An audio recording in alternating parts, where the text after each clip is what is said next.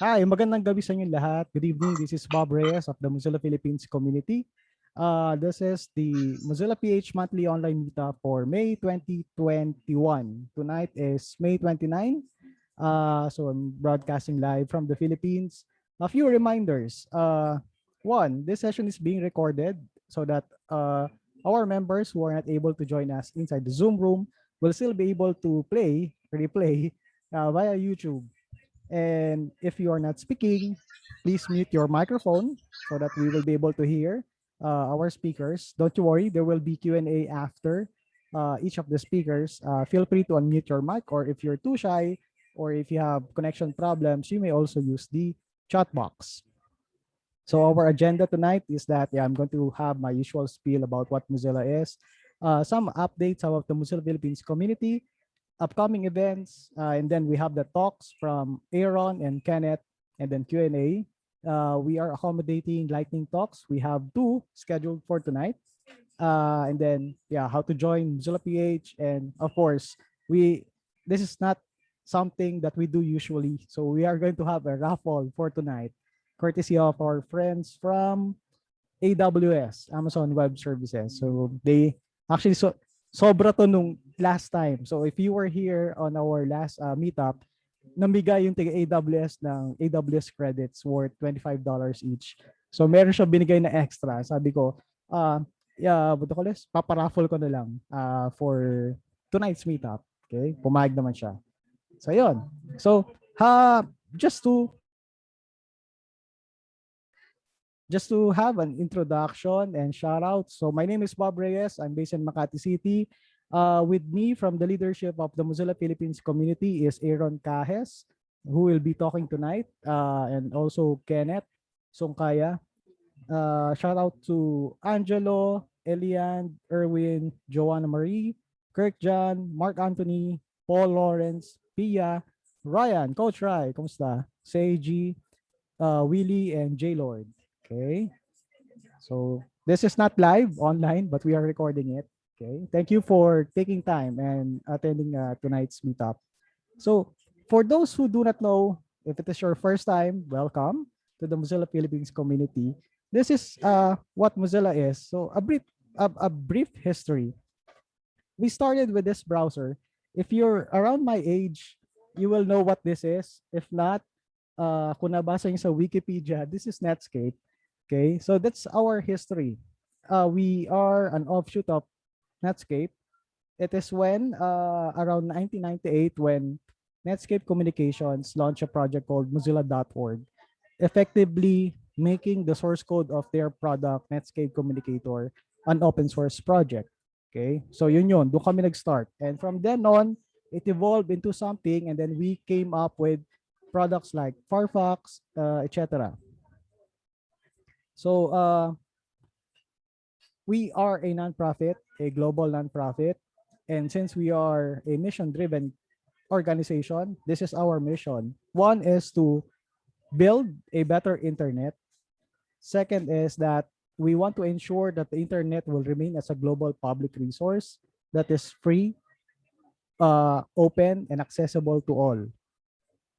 And lastly, we want to have an internet that truly puts people first so that individuals will be able to shape their own experiences, and they will feel empowered, safe, and independent.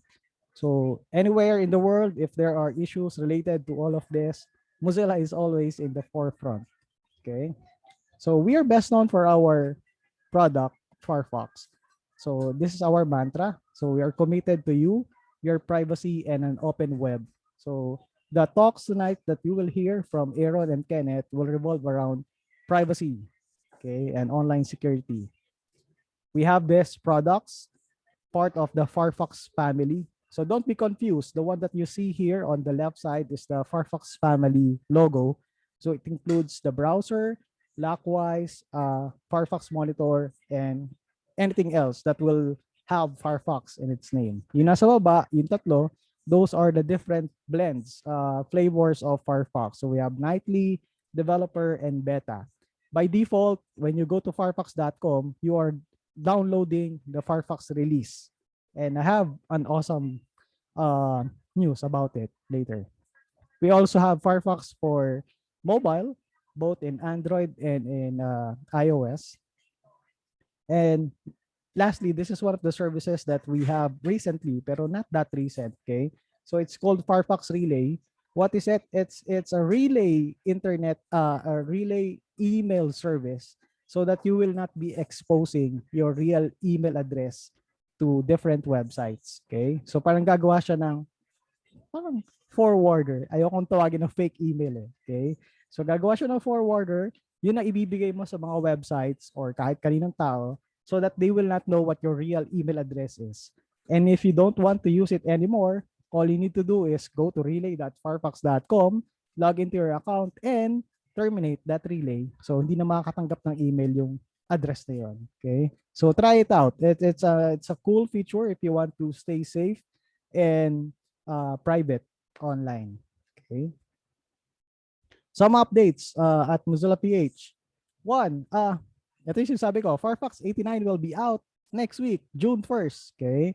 This is June 1st in the States. So parang ano yan, it's around after lunch in the Philippines or maybe around nighttime.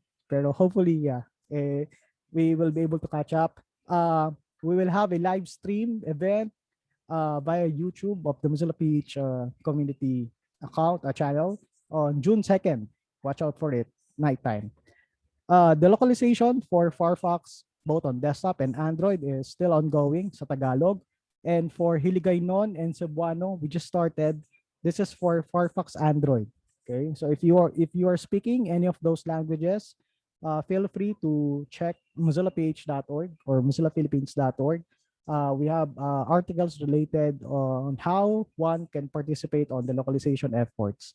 So we also brought the MozillaPH office hours by YouTube every Wednesday at 9 p.m. Except that for the last 2 weeks, wala kami kasi we don't want to clash with the PH Tech Week. Okay? So next week, balik na uli yung MozillaPH office hours.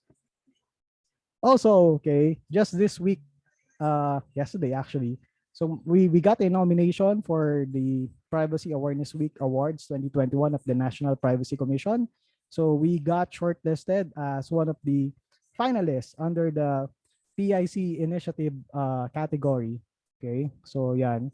We didn't win, okay lang, pero sabi ko nga sa team, being nominated and being recognized as a finalist is already a win for Privacy PH.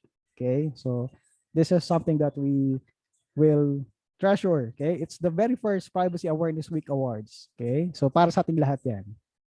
What else? Upcoming events. So this Wednesday, June 2, is the Firefox 89 launch online. So catch the live stream on our YouTube channel. Okay. So this is what to expect.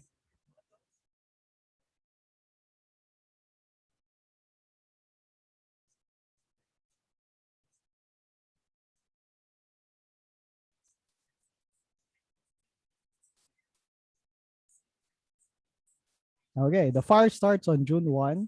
I cannot show it to you yet, but if you want to see what's new, you may download Firefox Nightly or Firefox Developer now. Okay, it's there.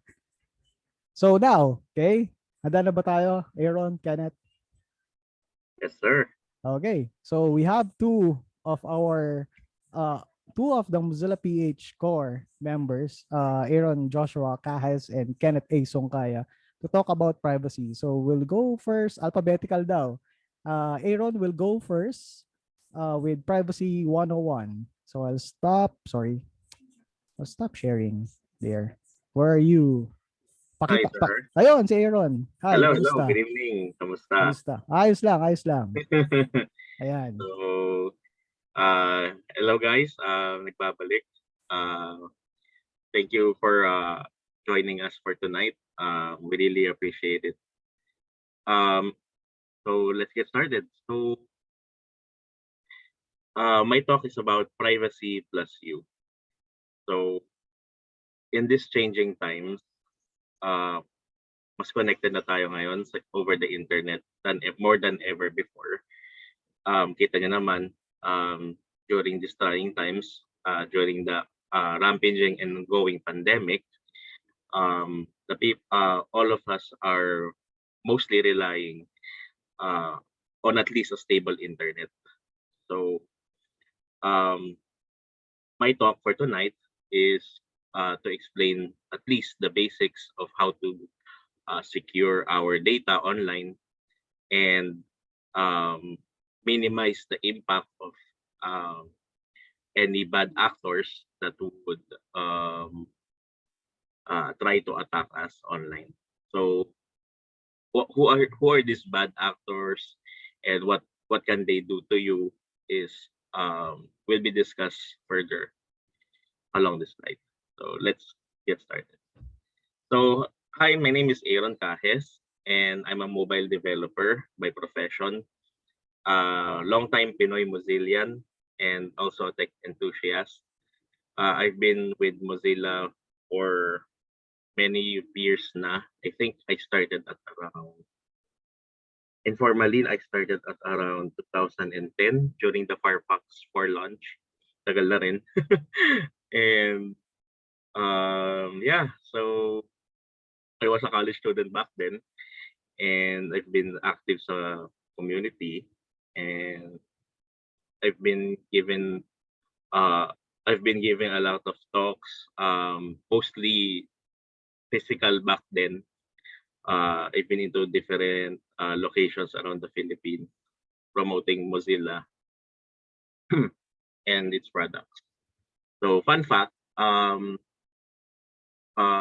isa akong developer na I mean, nung nag-launch si Firefox OS during around 2014-2015 timeline, I was employed sa isang local phone company which brought the Firefox, the only Firefox OS phone brand that was distributed in the Philippines. So I had the opportunity and I might say na kumbaga parang the honor to develop the first Filipino made Firefox OS app that is built in right into the phone. So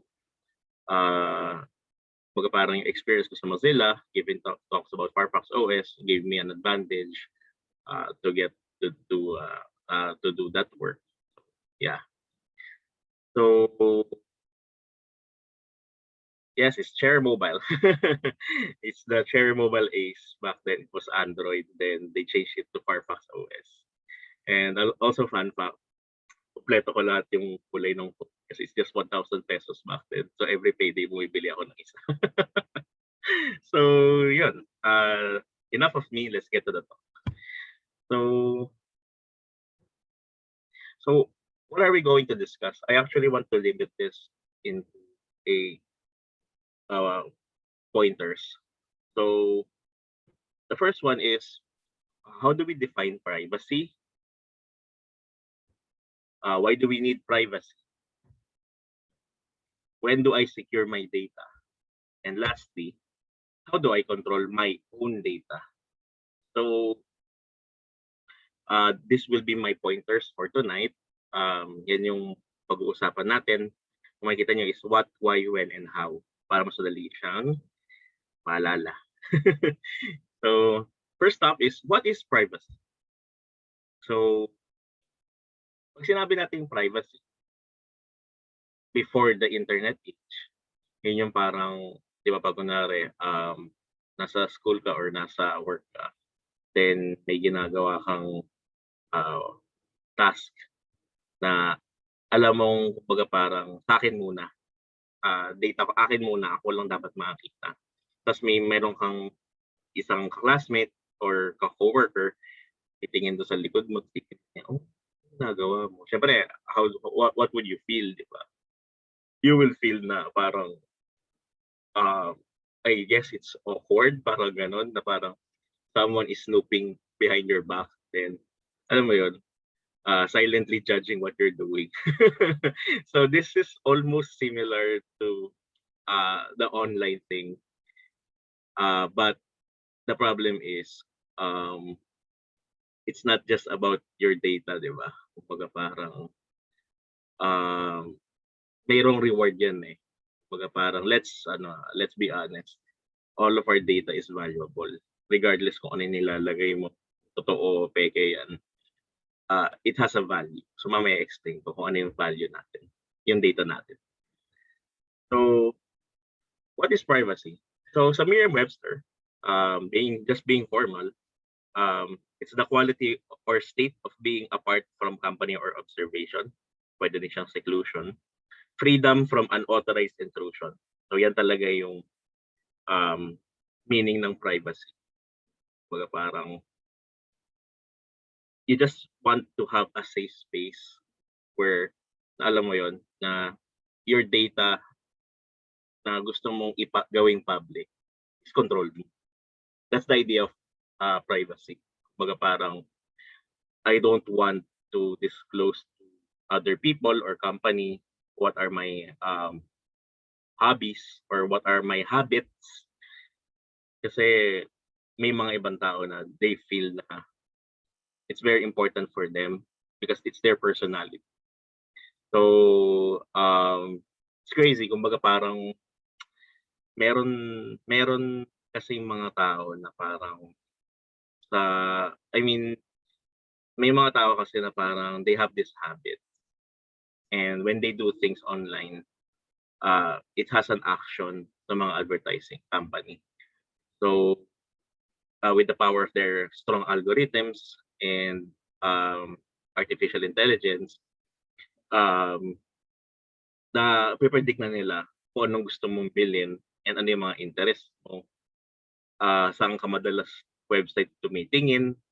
So, yun, explain ko mamaya yung kung paano nagkakaroon ng relevant ads and ano yung mga nakukuha sa'yo. So, lastly, yeah, it's secrecy, pero I mean, it's not that secrecy kasi we can say that the privacy is also being executing your free will to disclose an information na alam mong beneficial sa'yo. Tama, di ba?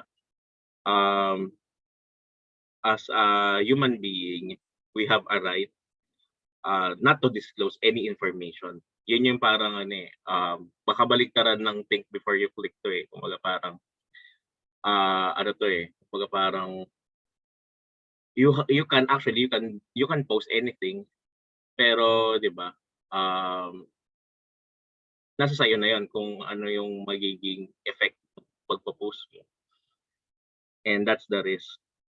'Di ba? So one good example diyan is for example, pinost mo yung pinost mo yung during the ECQ, pinost mo yung quarantine pass mo. Kasi tama yung quarantine pass mo is parang bragging rights. Pero sa totoo lang nakita na yung pangalan, yung full name mo, yung address mo, yung quarantine pass number, and etc. na pwedeng gamitin against you, diba?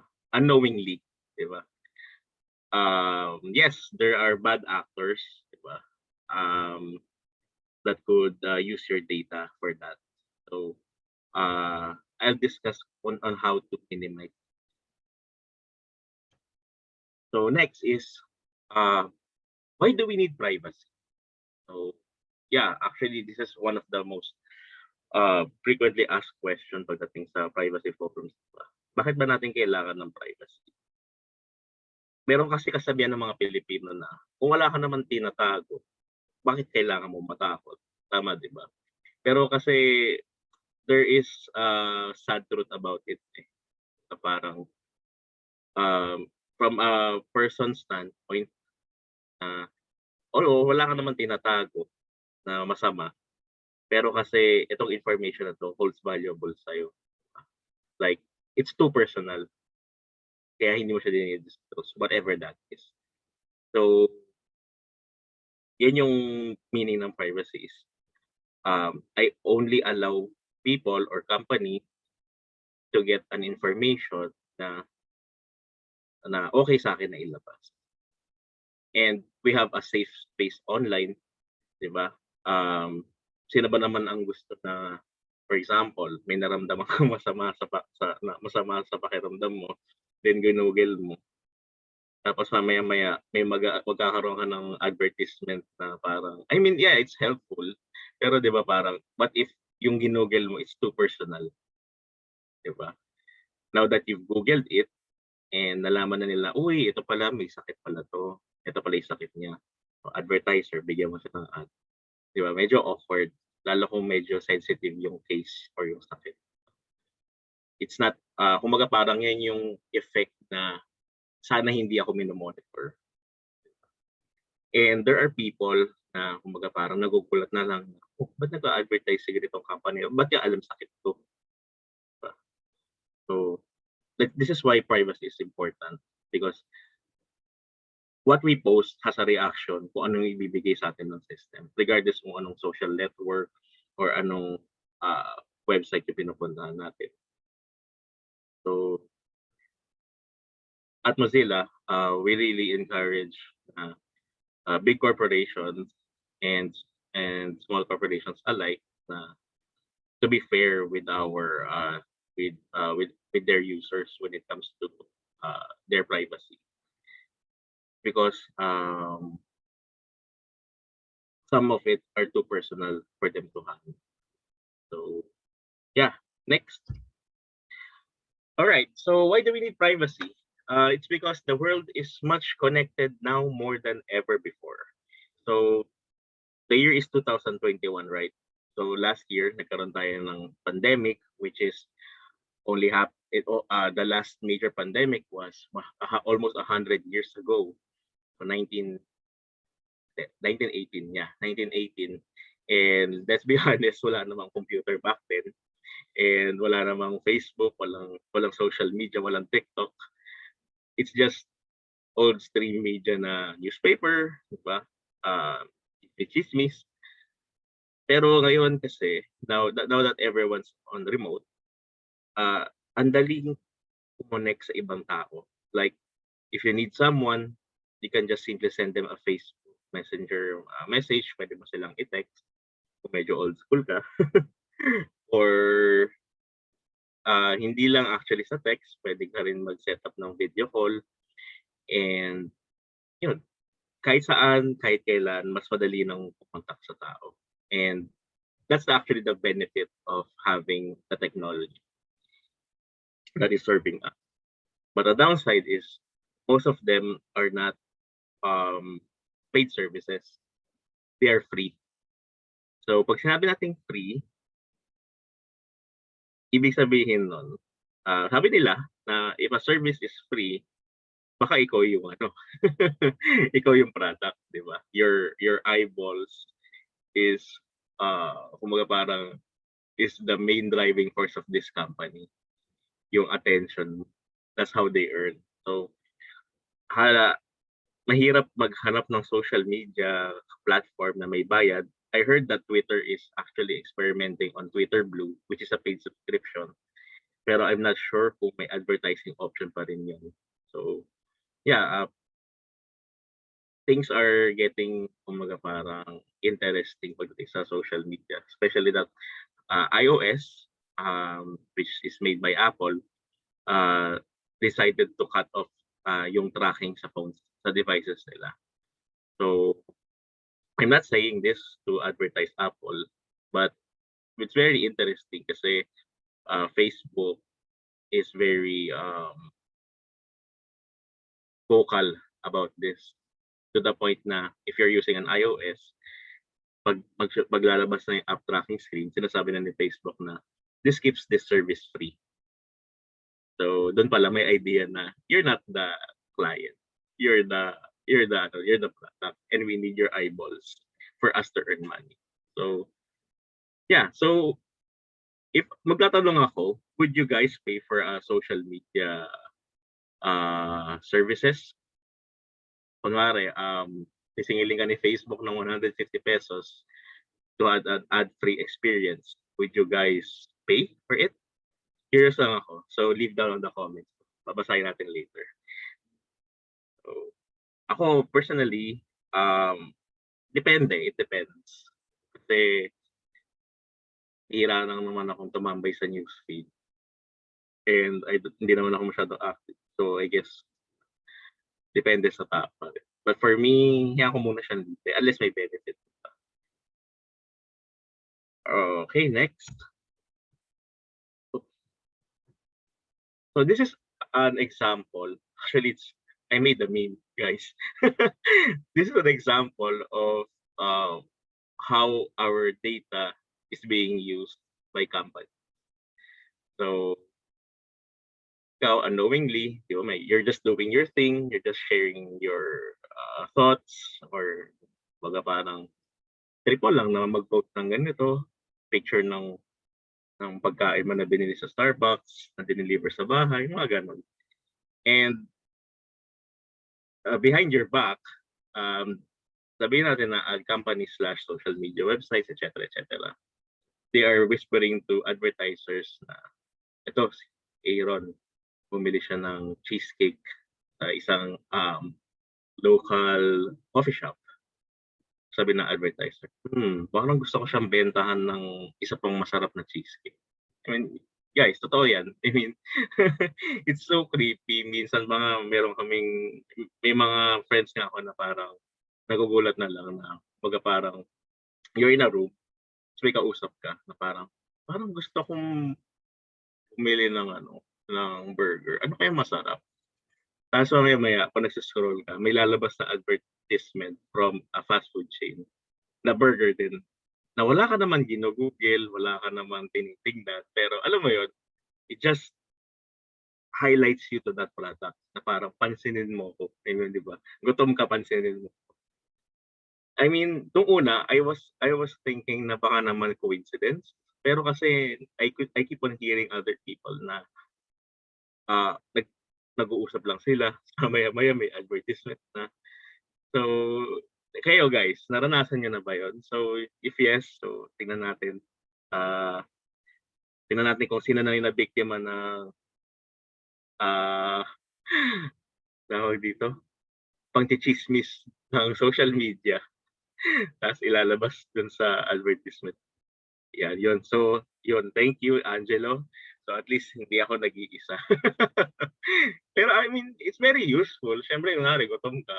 Di ba? I mean, it's very organic. Pero kasi, siyempre, di ba? What if hindi pagkain pinag-uusapan? What if it's a private matter?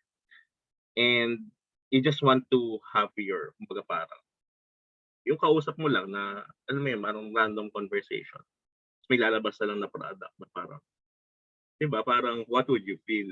Diba, lalo kung kunwari, very personal yun. Kunwari, pagdating sa finances, gano'n. Kunwari, I mean, this is just an example.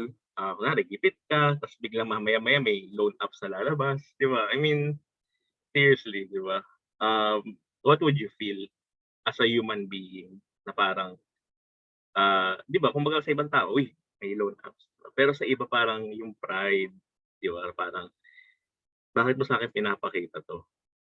Alam mo yun, how would you feel there's someone out there that is constantly monitoring you 24/7, serving you only one thing, which is relevant results, di ba?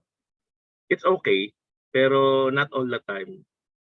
Kumbaga parang not all the time you should be kumbaga parang constantly being. Yes, I guess in the next few years we might get some relevant ad result without being kumbaga parang snoopy on your data. And tingnan natin, that's why we're here. That's why Mozilla is fighting for our rights. It's because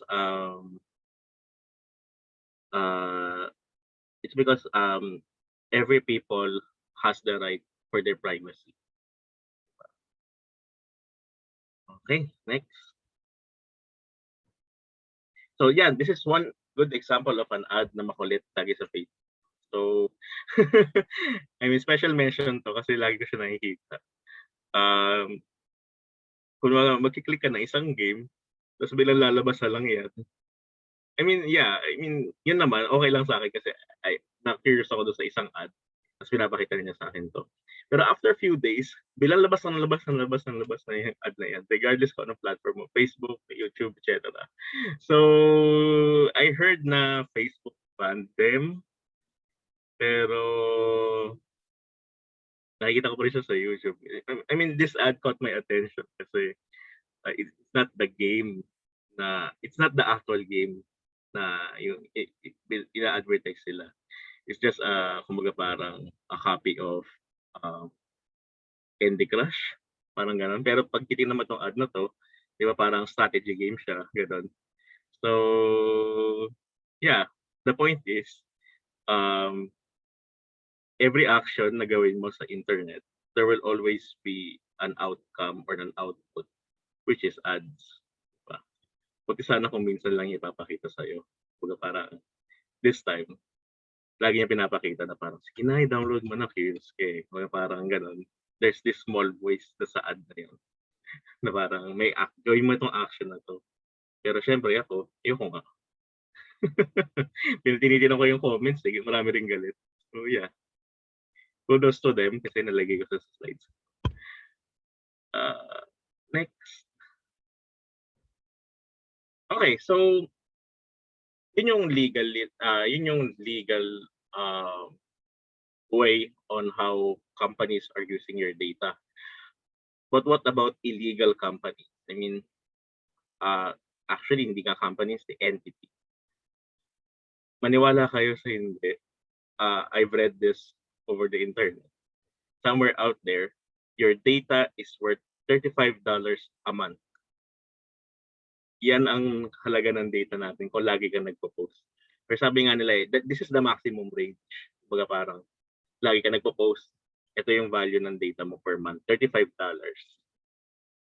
Pero isipin mo guys, yung $35 na yan, it's a gold mine for hackers. Diba? So why? Bakit naman yung $35 a month na data ko is like finding a diamond stone sa isang kuweba na pumunta ka lang, di ba? It's because your data is not actually just your name, di ba? Your birthday. Kung ano yung sabi ko nga, kung ano yung pinapost mo, it can be used against you, di ba? This is why we promote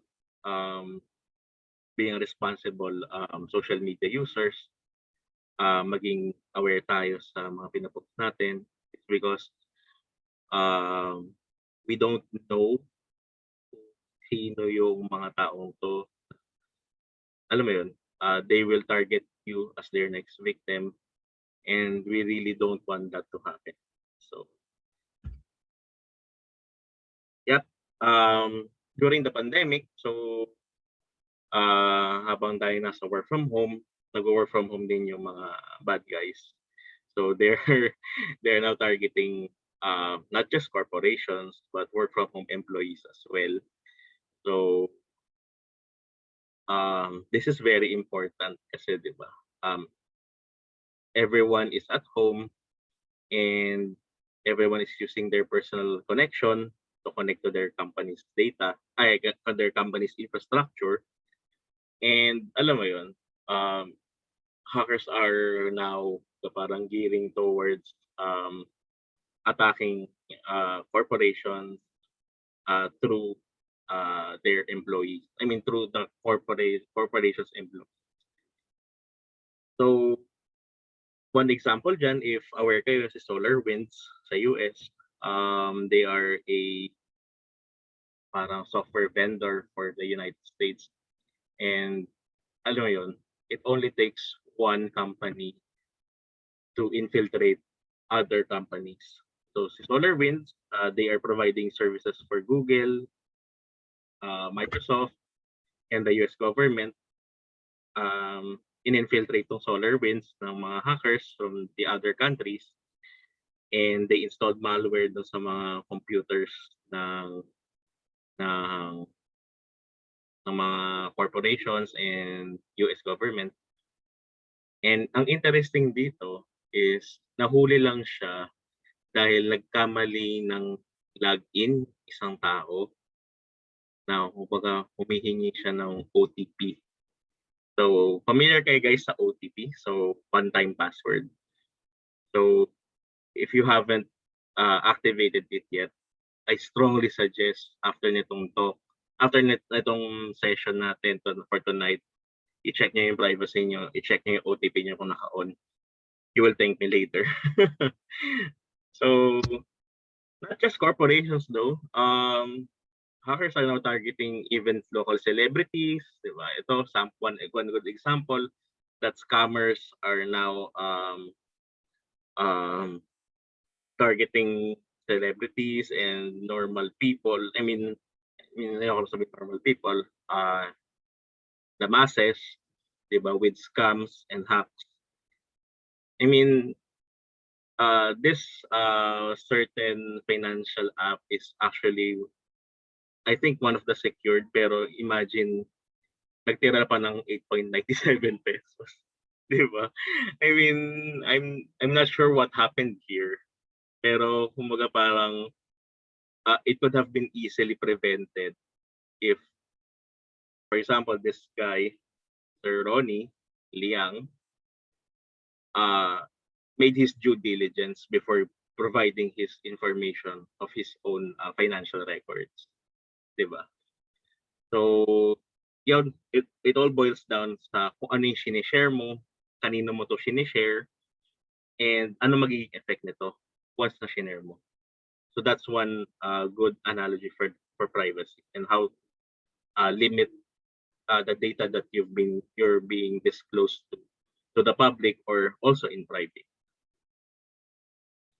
So not just di ba, nagiging millennial na rin yung mga hackers natin ngayon. 19-year-old, nasa legal of age na.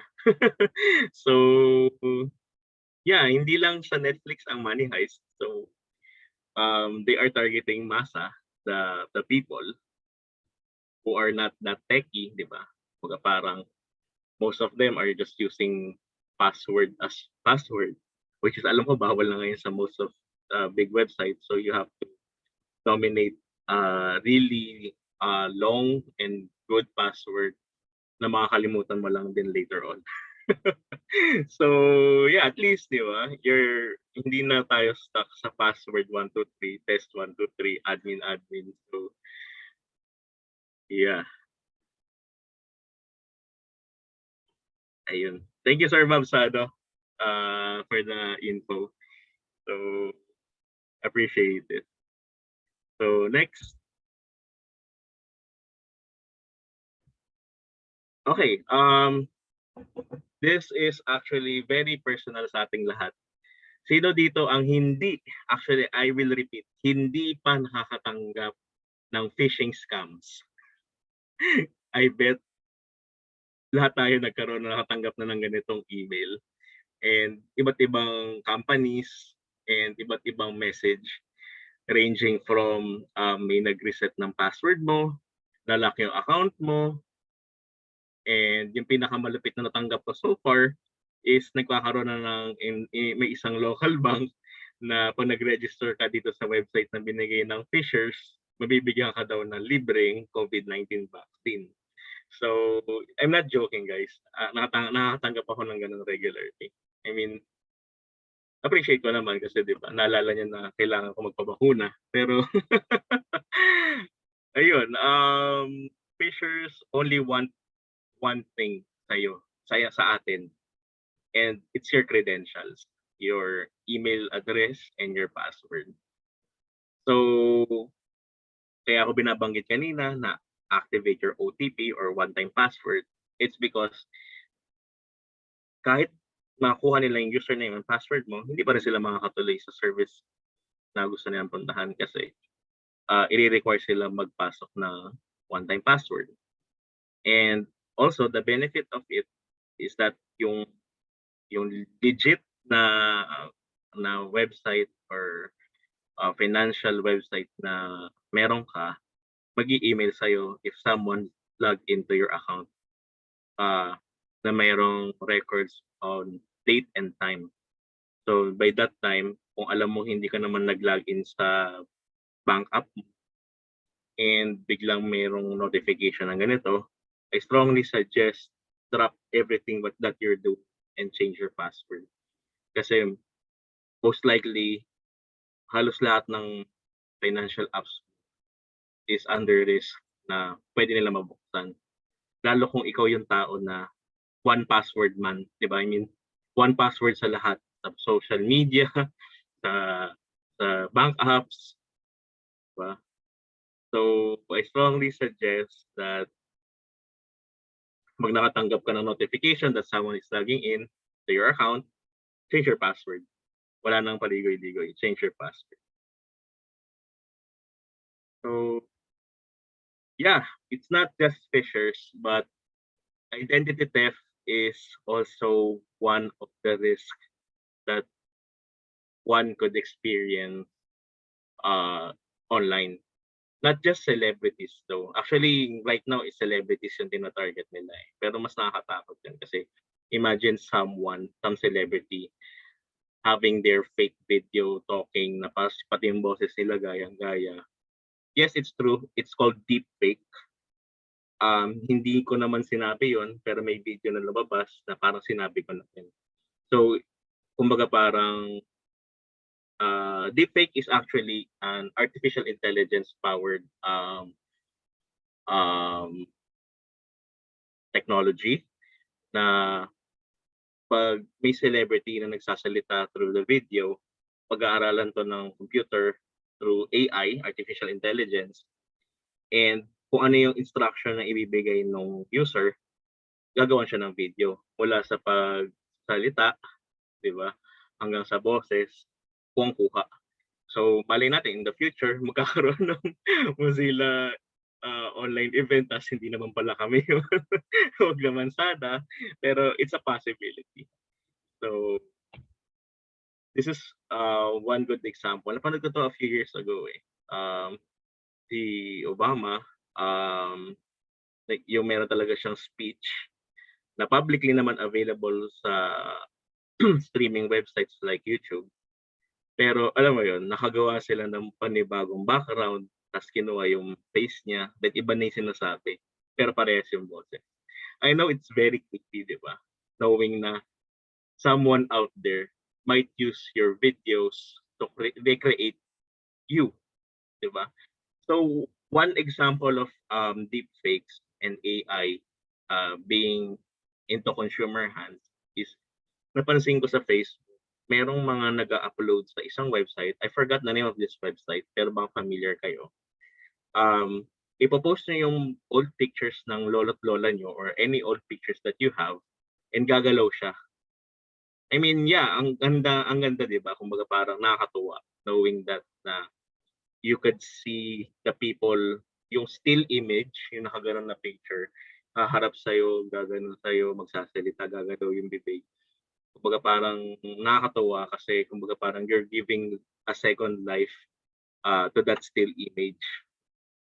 Yung iba, gumagalaw yung face nila, nagsasalita, diba? So parang yun. Pero it's actually free. So hindi natin alam kung anong ginagawa ng data na yun. Pero kung celebrity naman nilagay, so wala namang risk, diba? So yeah, be cautious na lang on when would you upload, lalo yung family photos, diba? Kung personal, okay lang naman. Lalo kung comfortable kang i-share yung picture mo. Diba? So, yung iba kasi nakita ko pati yung lolo't lola nila, pinapagalaw nila. I mean, yeah, nakakatawa kasi kumbaga parang makikita mo yung ano yung itsura niya nung buhay pa siya. For example, si Rizal, di ba? So, nung bingiti siya dun sa... Wala akong sorry guys, I have no material for that. Pero, yes, it's true.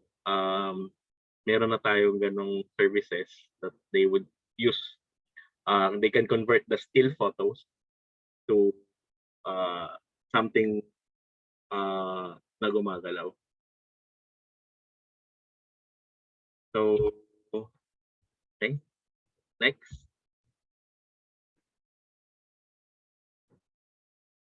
So, hindi lang actually celebrities, hindi lang actually propaganda. This is one of the most notable usage of deepfakes is that for some reason they just use yung mukha ng celebrity and they'll just put it on another person's body and sasabihin na lang scandal. What is alarming is that kumbaga parang these are celebrities, 'di ba? What if someone out there I don't know, I find it creepy though na parang type ka, gawan ka ng deepfake, 'di ba? Then unknowingly na-publish pala niya o sa internet, 'di ba? Your reputation is at risk.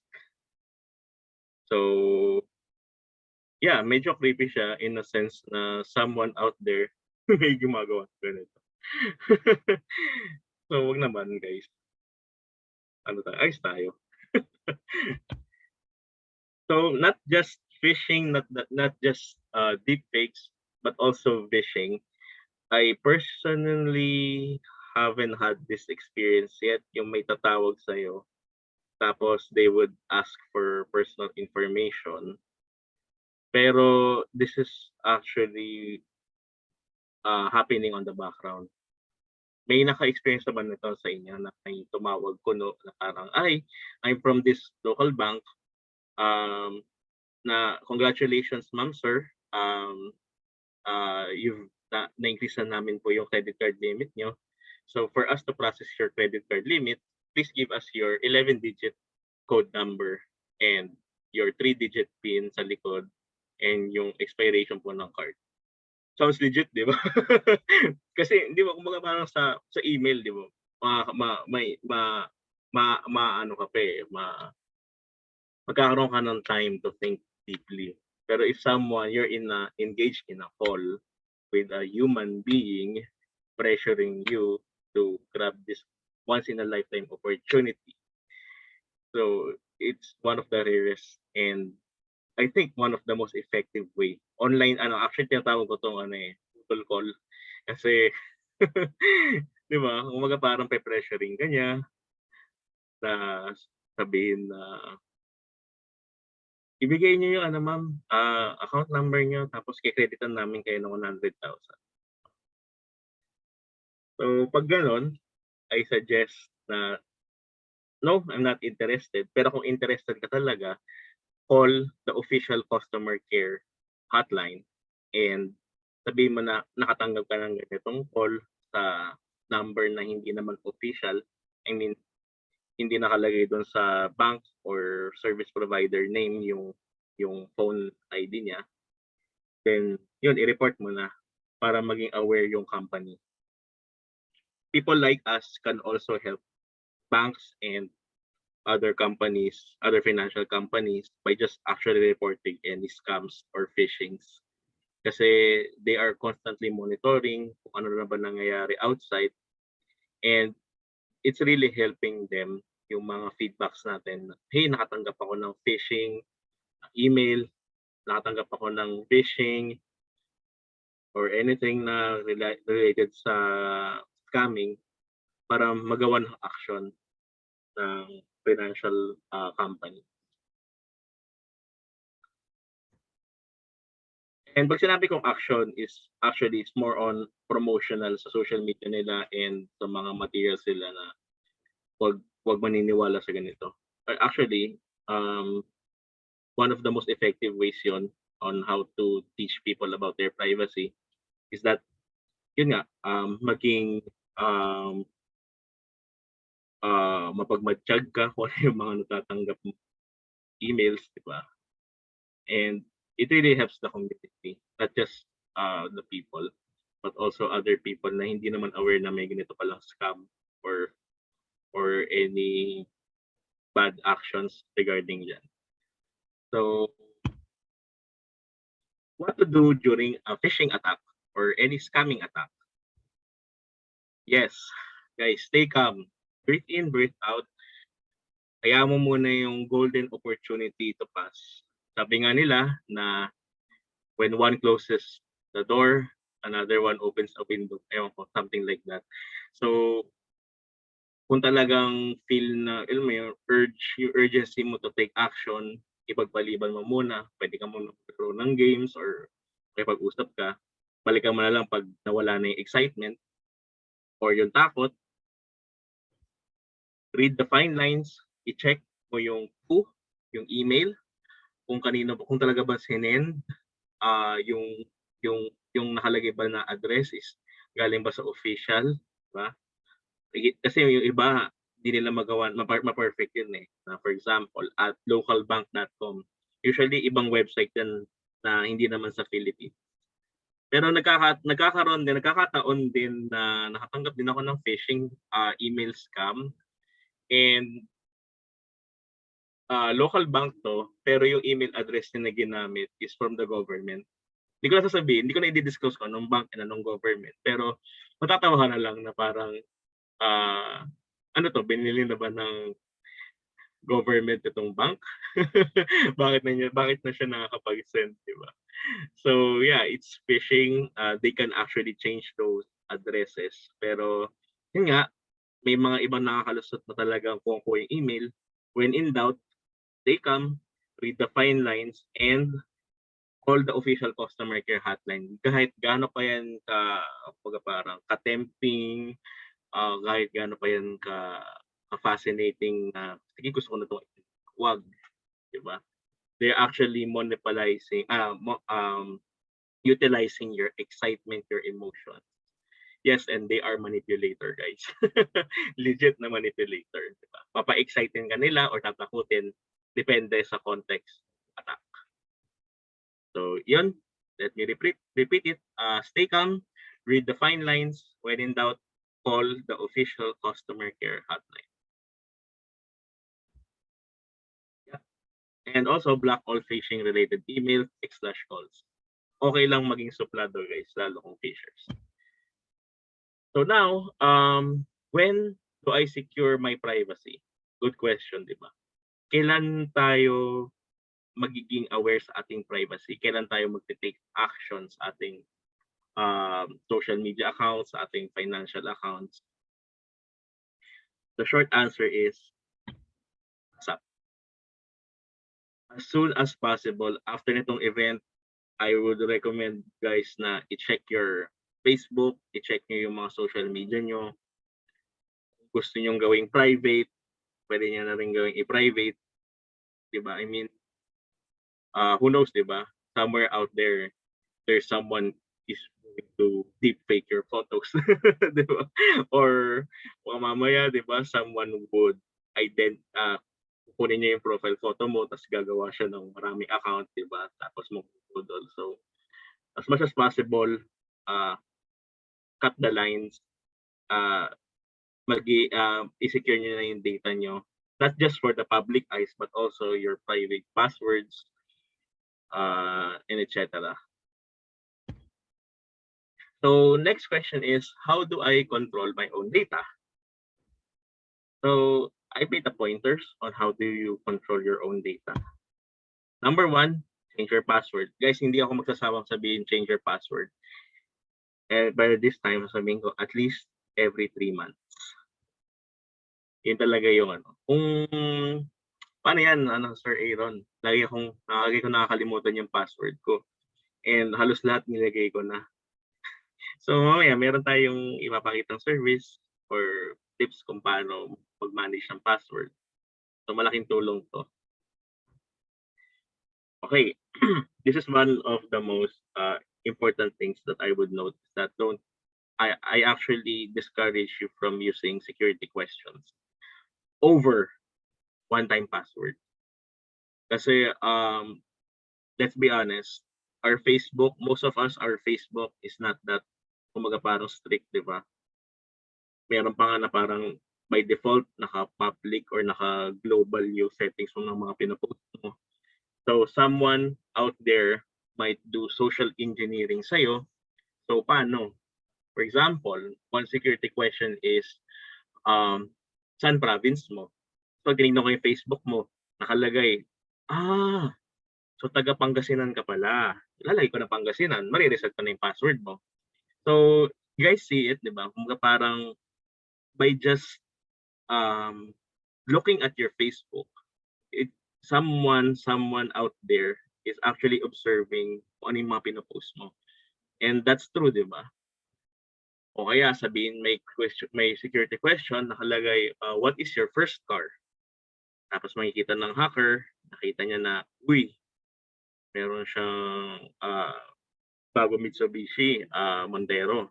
Try nga natin Mitsubishi Montero. So alam niyo yun, I know yung risk na, di ba, na parang baka naman mali, hindi naman talaga yun yung first car ko. Pero my point is, what if nagkaroon ng security question na, what is your second car? And second car may Montero. So, yun. Good question dun. Actually, may mga services pa na gumagamit ng security question. Pero if mapapansin niyo, yung mga local banks wala na. It's because I think PSP is being tough on this. Ayaw na ata nila ngayong security password and they prefer OTP. Pero I think the last time that I checked, merong isang e-wallet na gumagamit pa rin ng security password. So yun. If ever na wala ka naman choice that you would use a security password in order to recover your account, make sure na these information are not obvious to the public, di ba? Meron pang isa dyan, yung isang sikat na security password, what is your mother's maiden name? So makikita mo yung tita mo, di ba? I mean, opportunities are endless pagdating sa social engineering.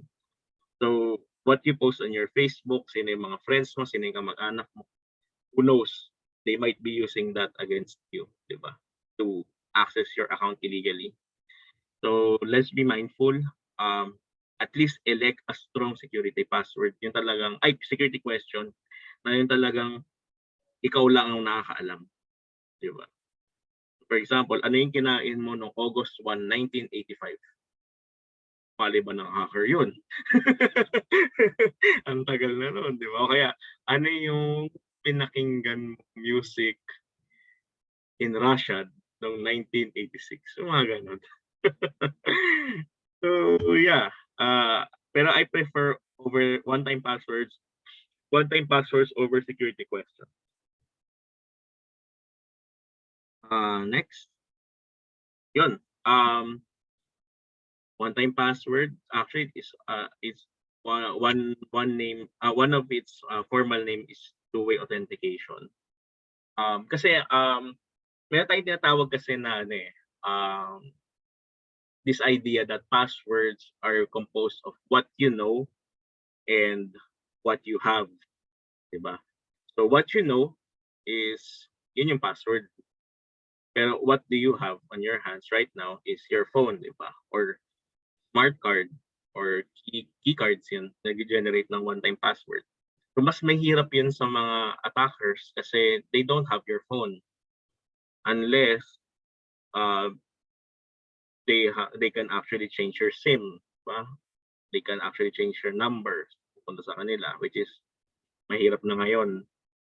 Pero who knows, diba? Kaya yung iba ang ginagawa, they're using authentication apps like Google Auth and Microsoft Authentication, and hindi gumagamit ng SMS kasi isang risk din yun. So yun nga, sa security, ideally, what you know, yung password, and what you have, what do you have right now on your hand is yun yung parang second password. Yun yung mahirap usually, diba? Unless so hold upin ka ng hacker on the spot, akin na yung OTP mo.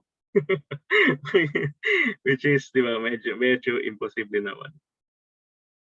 So yeah, actually social engineering applies to OTP. Yung tama, katulad yung kanina, yung sinabi ni Sir Bob, na, di ba, napasok yung GCash niya dahil sa OTP. So, doon pa rin tayo bumabalik sa sinabi natin earlier na be wary of what information do you provide to other people. Baga parang kung nagbigay ka ng OTP, diba, responsibility mo yon. Ano yung magiging effect nun? Diba? Pero, ayun, as much as possible, don't give your OTP codes to anyone, even your girlfriend or wife, di ba? Air quotes kasi, di ba, minsan may magchat-chat sa'yo, akala asawa mo, di ba? Pero fake account pala. Tapos, ano yung OTP, Han? Mga ganun, di ba? So, ikaw naman, bigay ka naman. So, these things happen. So, as much as possible, mag-conduct ka ng due diligence, tawagan mo, mag-video call kayo or anything para ma-prove mo na siya talagang kausap. So, wala pa naman ako nakikita na deepfakes sa Messenger or any social media apps. Diba? Pero who knows, di ba? It might change.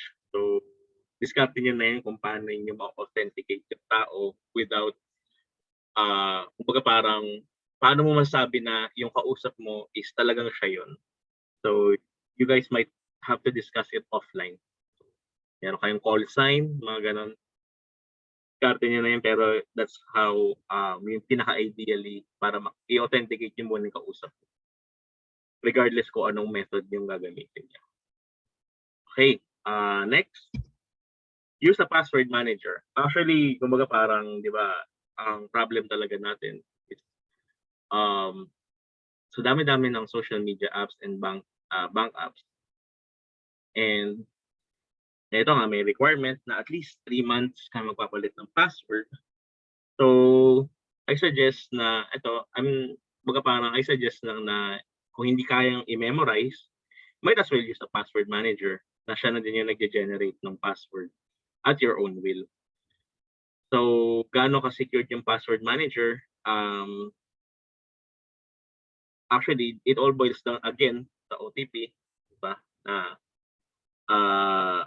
at least meron kang second layer of protection kahit ma-hack tong password manager. Pero so far, I have to see one kasi medyo complicated din tong password manager on how it works. Pero so far, wala pa naman ako naririnig na isang malaking password manager na infiltrate. So correct me guys if I'm wrong, pero yun nga, for convenience, you can use password managers. So actually, Firefox has its own password manager. Nasa browser na rin natin yun di ba may lalabas na kung mag-login ka sa social media account. May lalabas na parang, do you want to save this username and password? Then, I think sa Firefox sync, pag lumipat ka sa phone mo, masisync ata yung password. So, that I have to check. Sorry. Kasi hindi ako naka-disable yung password sync ko. So, pero meron ganong service. So, next. Pinaka-importante sa lahat, use privacy checkup on your social media. Kung meron kang 10 minutes para makipag-usap sa mga friends, 10 minutes para makapag-YouTube, 10 minutes para, alam mo yun, maglaro ng Mobile Legends. Actually, hindi nga 10 minutes yun 30 minutes yun meron kang at least 10 minutes para i-check yung privacy mo sa social media. At least once a month, di ba? I-check mo kung yung mga posts mo are they on public? Nasa public ba yung mga post ko, yung mga sinishare kong pagkain, naka-public ba to?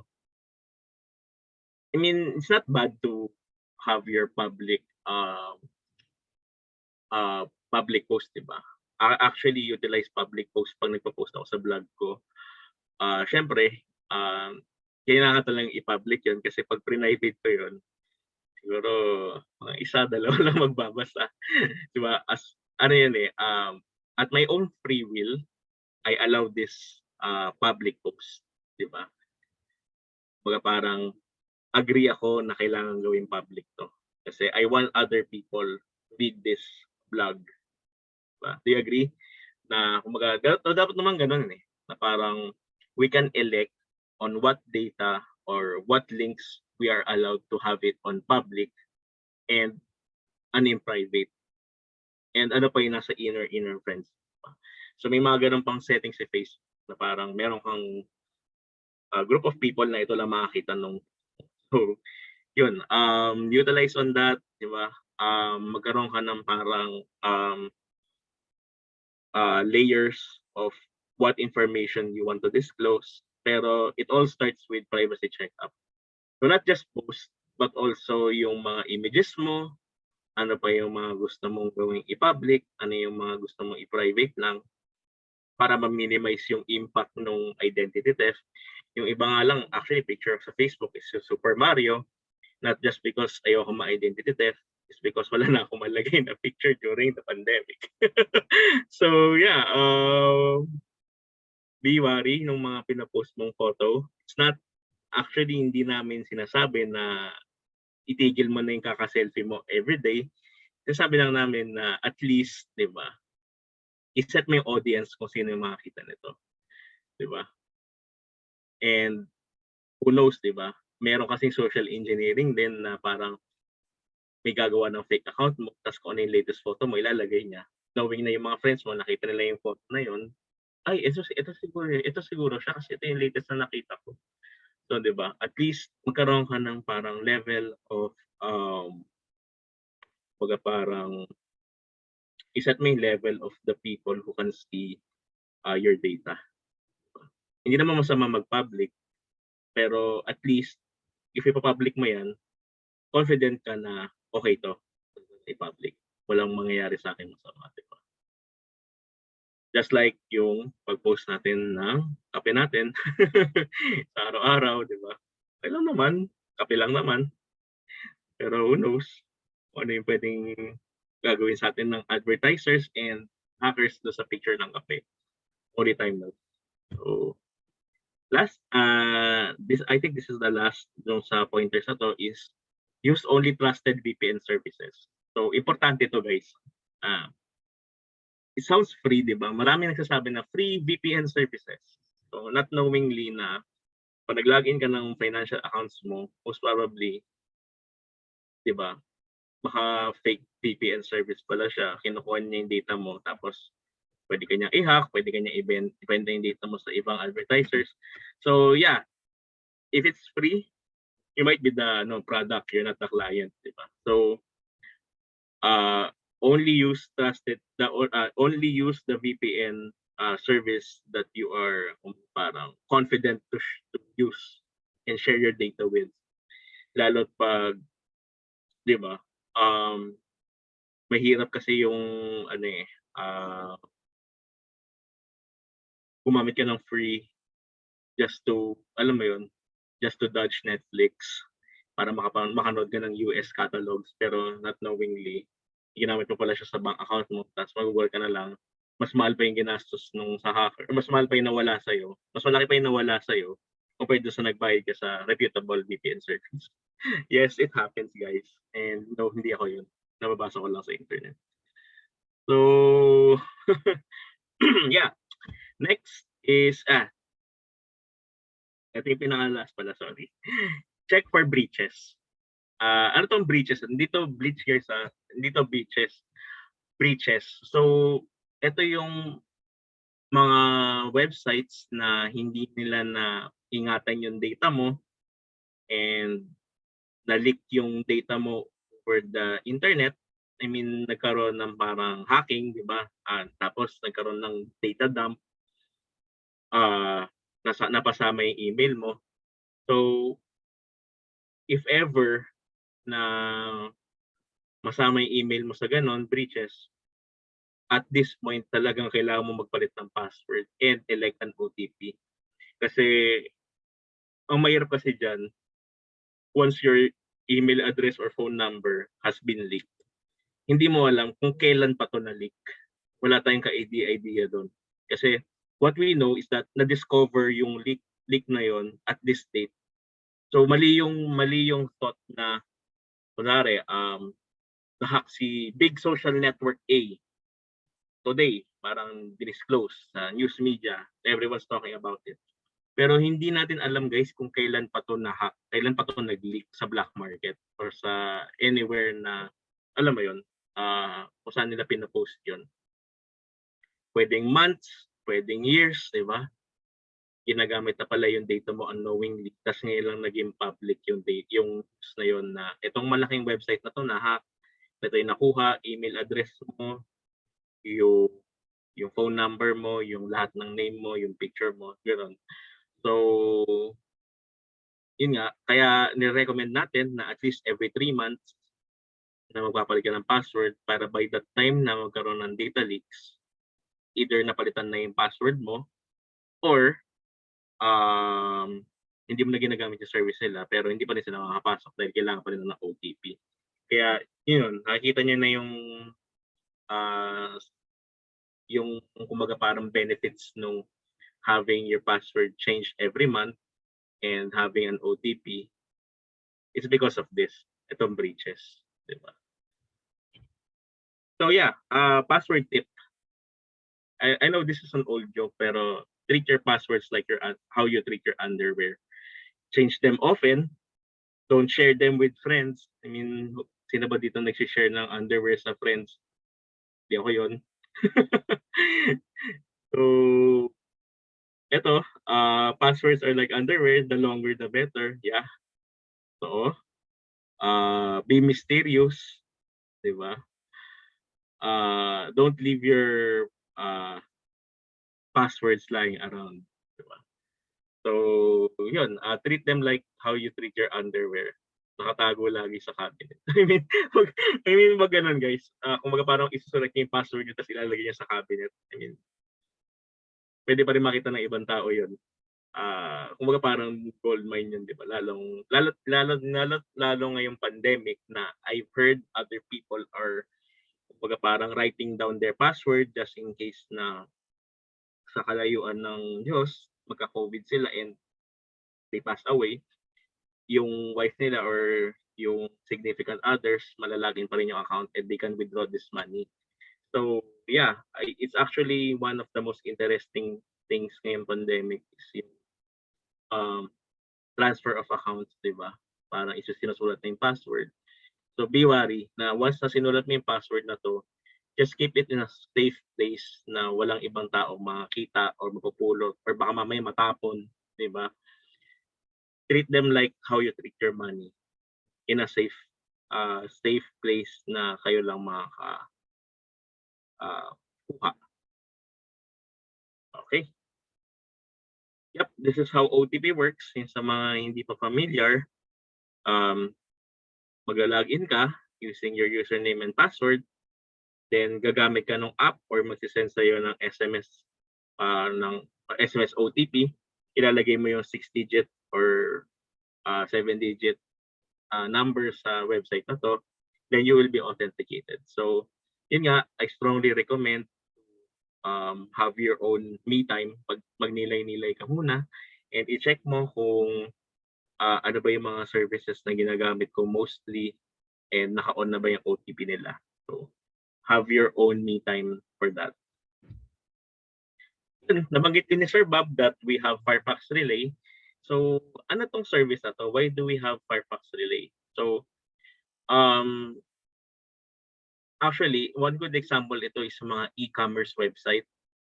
Meron kasi dati na, ayoko magbanggit ng pangalan ng brand, that when you put your email address, you can get your coupons. Parang ganun.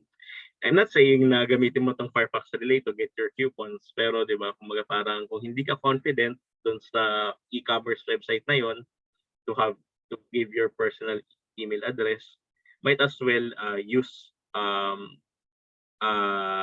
an email alias for that specific service. So, bakit may Firefox Relay is that let's be honest, I don't trust this site pa, di ba? So, for example, bata ako, then medyo nagkaroon ako ng smartphone, nagkaroon ako ng tablet, pero alam mo yun, kumbaga parang ngayon ko lang na-discover yung e-commerce na to. So, hindi ako confident dito na ibigay yung email address for their mailing list. So, gagamit ako ng Firefox Relay to at least protect my email address. Tsaka useful to guys, lalo pang nagkaroon ng breaches. Kasi makikita lang nila yung garbled email address. Diba? Hindi naman talaga ma-hack yung talagang account. Ano yung totoong email address mo. So, use this if you're going to, diba, disclose your email address to a website na you don't feel comfortable using with, pero alam mo yun, curious. Also, you can use password managers. For example, si LastPass, si OnePassword, yan yung mga popular password managers. So what they do is that they actually collect your username and password, browser extension siya. So siya na yung mag-fill ng password mo, or pag magpapalit ka ng password, meron din siyang auto-generate password for you to use. Baga parang kalimutan mo na may password ka, di ba? But I only recommend this pag naka-on na yung OTP mo and confident ka na, alam mo yun, you can use this service kasi alam ko naman na yung OTP ko is naka-on and updated. Ibang usapan yung guys pag nawala mo yung phone mo, di ba? Or nasira yung phone mo kung saan yung OTP mo. Ibang usapan naman yun. Pero yun nga, at least napadali yung buhay mo to fulfill yung at least change your password every 3 months by using these providers, and they are free. And I know they are free, or at least have a level of free, a free tier. So yeah, so social media, you can use your privacy checkup. Marami siyang mga services na nilalabas. So one example is what you share, how to keep your information secure, paano ka nasa search ng tao sa Facebook, yung settings mo sa Facebook, and ano yung ad preferences. So duda ko, ito hindi pa naman, wala pa, bihira tayo galawin to. So yeah, hindi tayo magreklamo, pero hindi natin titigan. Pero yun, very useful. Next is we have Facebook. Mozilla is actually offering a Facebook container. So extension to, and what it does is it blocks Facebook from infiltrating your data outside of the facebook.com domain. So kunwari, mag-login ka sa ibang website, tapos nakalagay login to Facebook, may lalabas na parang itong logo na to, nagbi-blink siya na sinasabi niya na, oh, this website is using Facebook tracking. At least aware ka na itong website na to is using Facebook. Diba? Facebook services. So very useful to guys kung para malaman niyo kung hanggang saan yung, sabi nila is tentacles ni Facebook. So malaman mo kung hanggang saan yung reach ni Facebook outside Facebook.com. So it's a free extension guys. You can actually download it right now. Pwede kayong, you can check it out as visit a website. Nakikita niyo yung parang ito, yung pink fence na nagbi-blink. So very cool and very useful. Next is this is one of Mozilla's products is Mozilla VPN. Actually wala pa siya sa Philippines, pero hopefully pinadasal din namin to sa Mozilla Philippines na idalin din ni Mozilla to sa Philippines. So right now it's in very limited countries. So what it does is that kunwari I actually don't recommend this, pero kunwari nakikonnect ka sa ibang taong Wi-Fi and you don't feel comfortable alam mo yon, browsing through that Wi-Fi, that network. So you can use a VPN service para at least magkakaroon ka ng layer of security, di ba? Kasi yun nga, kahit kunwari Wi-Fi ng kapitbahay, wag naman kapitbahay, Wi-Fi ng tropa mo, naki-Wi-Fi ka, tapos di ba, hindi mo alam na yung tropa mong yun, sabi, oh, naki-Wi-Fi ka, kasi Wi-Fi pala ng kapitbahay niya. Tapos yung Wi-Fi ng kapitbahay niya, hacker pala. So nakikita na pala niya, oh, nag-login sa bank app. Oh, laki ng ano niya. Di ba? I mean, magkakaroon ka ng parang at least level of security na mahirap infiltrate pag naka-VPN ka. So what they get, what they see is just garbled messages. So Iba pa to sa HTTPS, which is nagiging de facto standard na to ng browsers. Pero it's on a hardware level use of security, itong VPN. So, yun. Hopefully, dumating siya sa Philippines and mura lang siya. So, looking forward to Mozilla VPN. And lastly, we have Firefox Monitor. Ito yung, actually, if you have a Firefox account, you can use this to monitor if your email address has been part of a leak or a data breach. So, for example, nag-sign up ka sa isang, ano bang service ako? Pwede. Nag-sign up ka sa free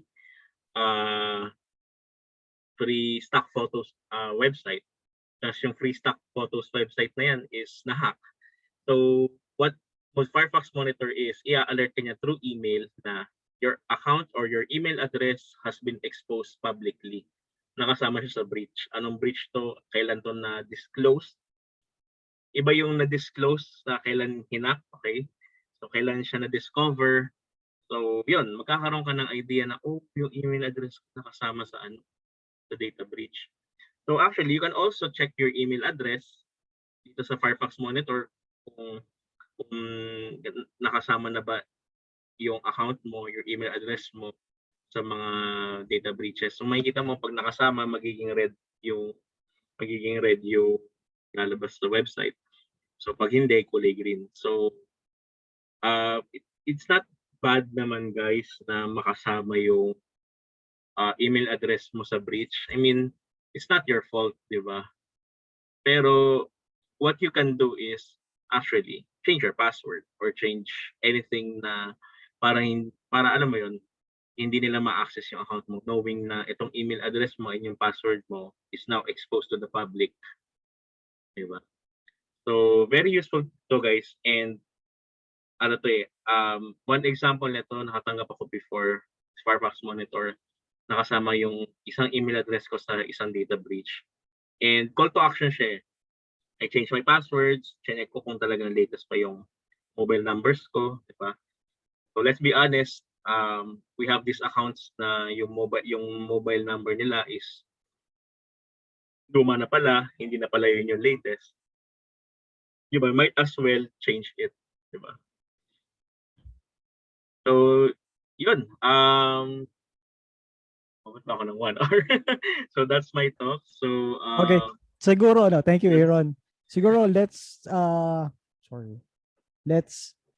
reserve the questions after Kenneth para isang tanungan na lang. Okay. To conserve time. Okay? You'll naman, di ba? You'll stay around. Yes, I'll stay around. Cool. Sige. Maraming salamat, Aaron Cajes. So, if you have questions for Aaron later, write it down now so that you won't forget it. Tapos, let's have Kenneth. Where are you, Kenneth? Kenneth. Hello, sir. Ayun. Kenneth. Hi. Nabasa yung ko. Alin? Nabasa yung damit ko. Okay. So we have Kenneth A. Sungcaya here, also a Brazilian, to talk about anong topic mo? About sa sarili ko po, sir, kasi about you yung kay Aaron eh. Okay. So, privacy and me. Okay, cool. Take the virtual floor.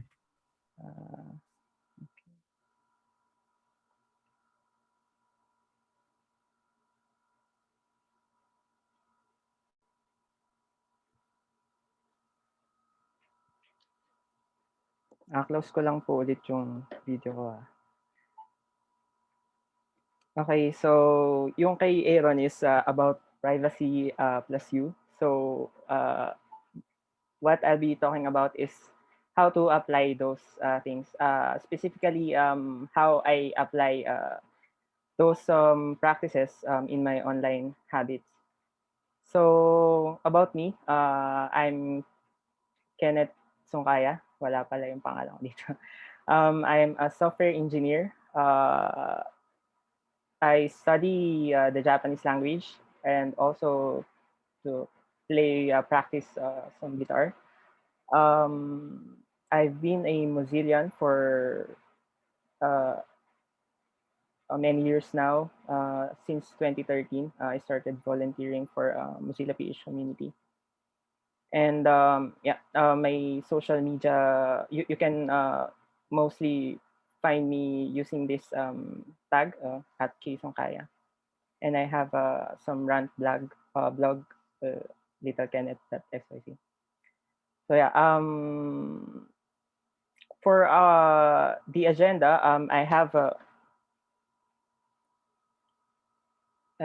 4 parts of this presentation. So about the add-ons that I mostly use in everyday browsing, um, emails, how do I protect my email accounts, about general browsing and SNS and applications. So for me, actually, hindi ko alam na meron ganito. Ay, ganito si Aaron. But I've just came up with this. Privacy for me is like an underwear. You don't want to just show it to anyone. They either have to get permission or, earn your trust. So yeah, for the add-ons that I use, I mostly use Firefox in my browsing. So these add-ons are available in Firefox.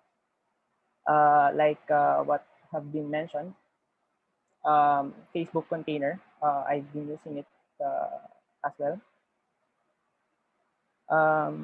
Yeah, I just hate seeing the ads about the products that I browsed recently.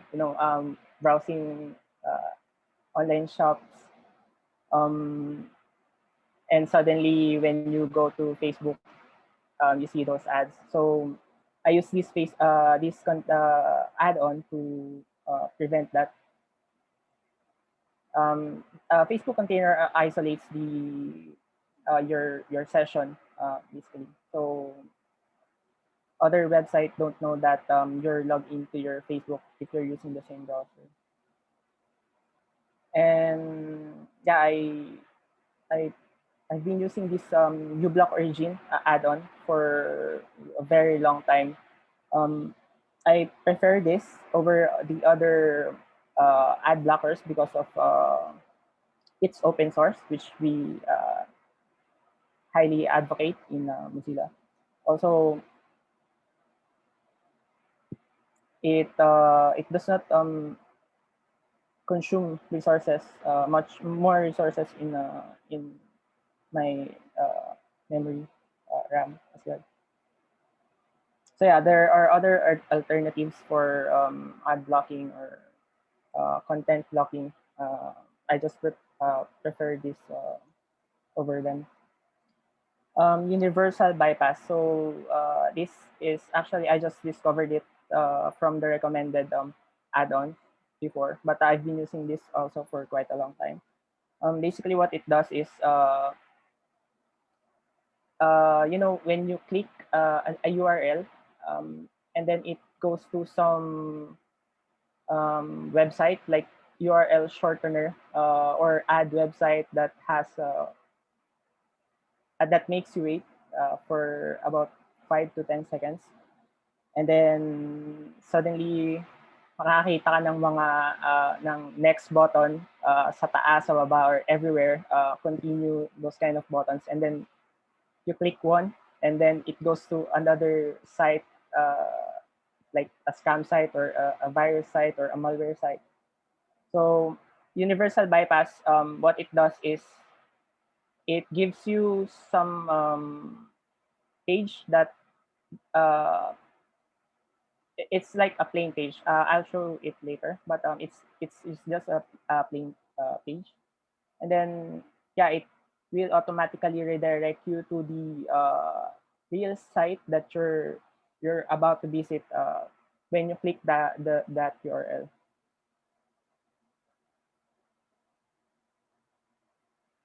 And Firefox multi account container. So I I don't really use it. I installed it before, but if you're if you're someone who keeps too many tabs open, or too many windows open, probably more than 40 tabs, or more than 10 windows, you might want to use this to organize the tabs, your sessions.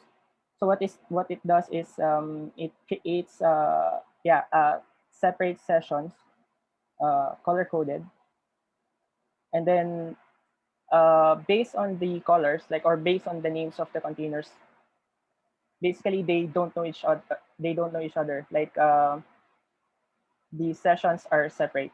Actually, our fellow Mozillans have already talked about this, so I'll just link it later. Yeah, they talk in depth about the multi-account containers, but this also really helps organizing the sessions. So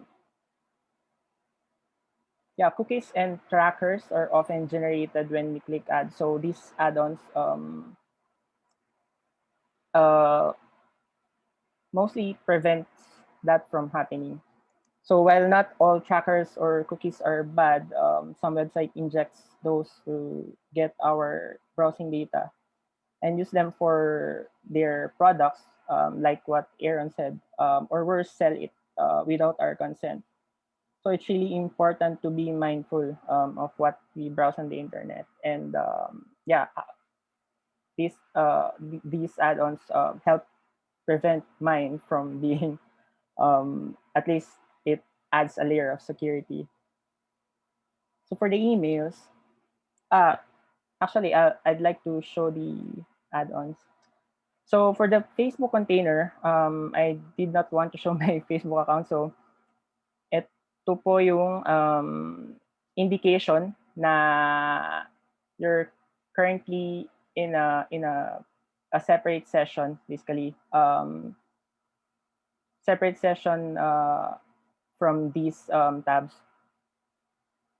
And if you want to know more about the container, you can hover onto this the icon, and then read about this here to know more about this. But basically, it just isolates your Facebook session to the outside world. And for the uBlock region, this the add-on page. They're actually open source, so the codes are in GitHub, and they have many stores. So this is they have a large community. So I think that's safe. And for the universal bypass, this is what I'm talking about. So yeah, just these are the example websites that you will be redirected when you click some dodgy URL, and then suddenly it will make you wait. What this add-on does is it will have this kind of page that will automatically redirect you to the original page that you're trying to access. So yeah. Oh, and this is the YouTube link that discusses about in depth about the Firefox multi-containers, as well as the enhanced tracking protection, which will I will show it as well later. Yep. And also the Lockwise was mentioned earlier. If you are also going to look for the master password that one password LastPass has, Lockwise also have that, but you need to set it up for each Firefox installation for each devices where Firefox is installed. So yeah, it is called use a primary password, and it's in the preferences. By the way, Android Firefox also has this. It has the same name. let me go back to. Okay. So yeah, how do I handle my emails? So for me, our email accounts are like the main gate to our privacy online because yeah, if you're one email person, then you might have been using your email account to everywhere. So that's like the gate to your privacy online. So yeah, and the most common attacks, like what have been mentioned, is phishing email, and it's really common. And for me, how I avoid it is by the following. So yeah, two-factor authentication. Um, yeah, it has been discussed already. So also check the sender information. So in Gmail, they have this information that I'll show later. You can check the sender information from there to validate the authenticity of the email. And yeah, checking the URL also helps before clicking any links. So you can check it by hovering through the URL, and then some address will show at the bottom.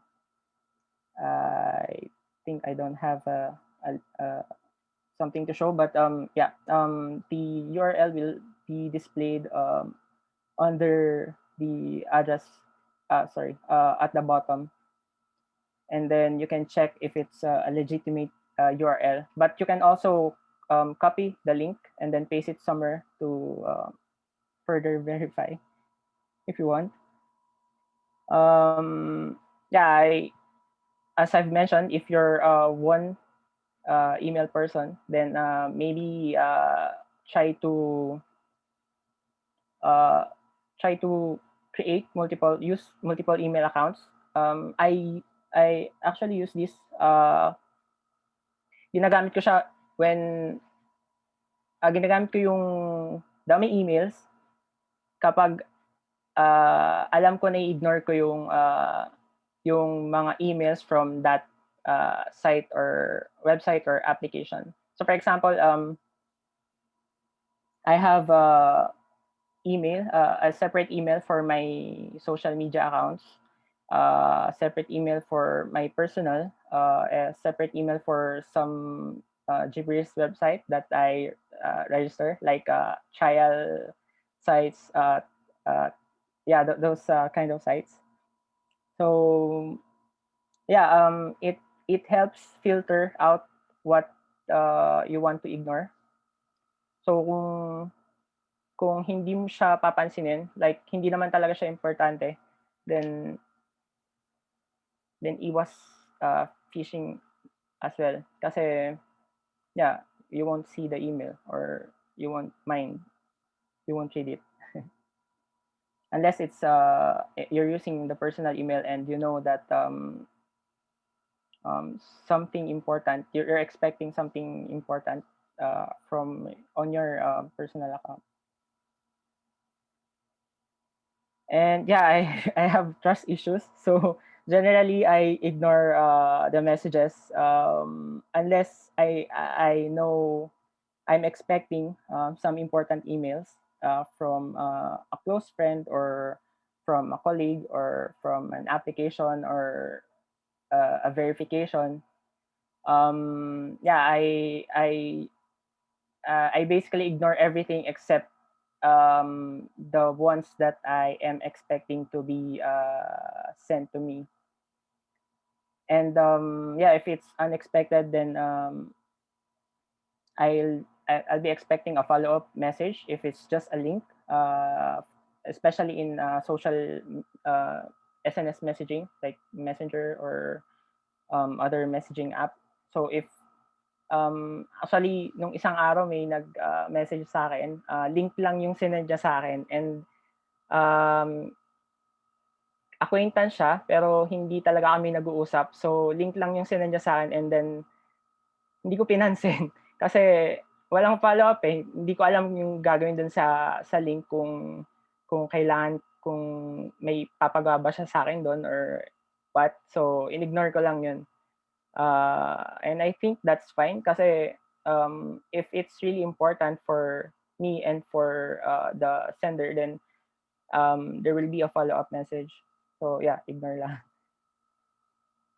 And yeah, I'd like to show so here in a Gmail, you can actually see the details of the sender from this drop down. I'm not sure about Yahoo, but I think they also have that, and other email clients. So yeah, you can see here the security they use, and from if it's from a legitimate company. If it's a phishing email, then this will be like gibberish, maybe ABCD123 and then some domain.com thing. And yeah, maybe they won't have a standard encryption. And I think Gmail actually marks it as spam if they don't use any encryption. So for the link, yeah, you will see at the bottom the URL if you want to check the link as well, if it's a legitimate URL or not, or you can copy link and then paste it somewhere and then see if it is a legitimate link. So that's it for how I handle the emails for me. And as for the browsing part, I use Firefox because Firefox already has this enhanced tracking protection, which is also in the YouTube. Sorry, I got close it. Which is in the YouTube that I've mentioned earlier. So they one of our fellow Mozillian talked about it in depth there. But basically, this guard here, shield, it will indicate that you're using the enhanced tracking protection, which means Firefox by default they block the trackers that follows you while you're browsing. So it's already one layer of privacy protection. As much as possible, I don't connect to public Wi-Fi unless I got lost and I don't have mobile data. So if you're in Mega Mall or MOA and you're a provinciano, then you might have a problem there. But as much as possible, try not to connect to public Wi-Fi unless it's really an emergency. Yeah, mobile data is very cheap nowadays, so have it ready. And yeah, always make sure that the site that you're browsing is in HTTPS. This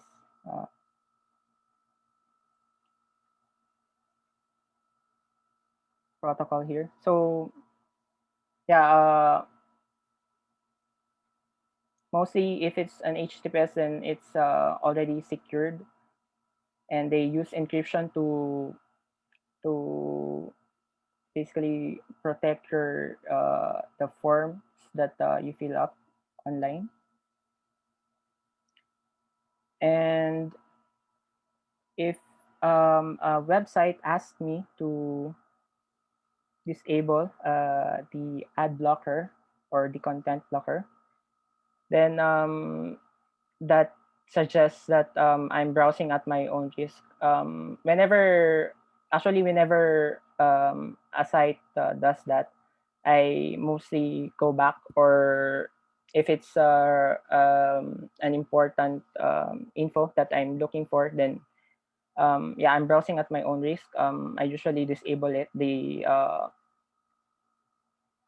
ad blocker temporarily, and then yeah, continue with what I'm browsing. But as much as possible, if it tells you to disable the ad blocker, then be mindful of what you click or what you fill up. Validate everything.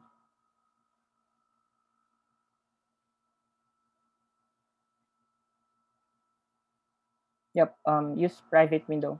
So kapag nag-search ako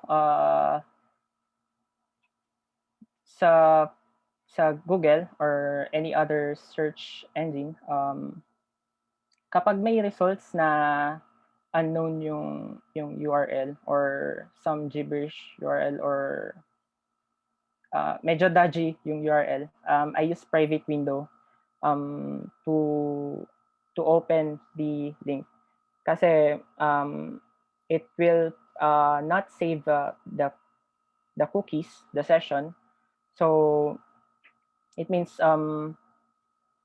kapag kinlose ko yung private window na yon, hindi maapektuhan yung current tabs ko.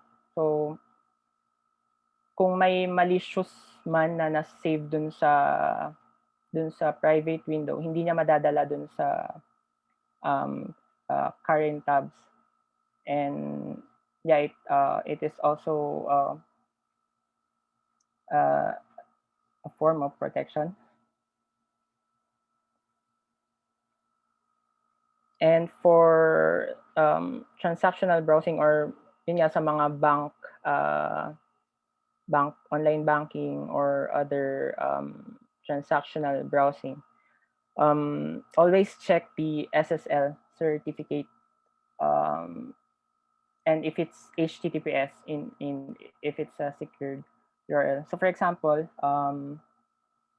here, this is not sponsored. Yeah, it's just a good example.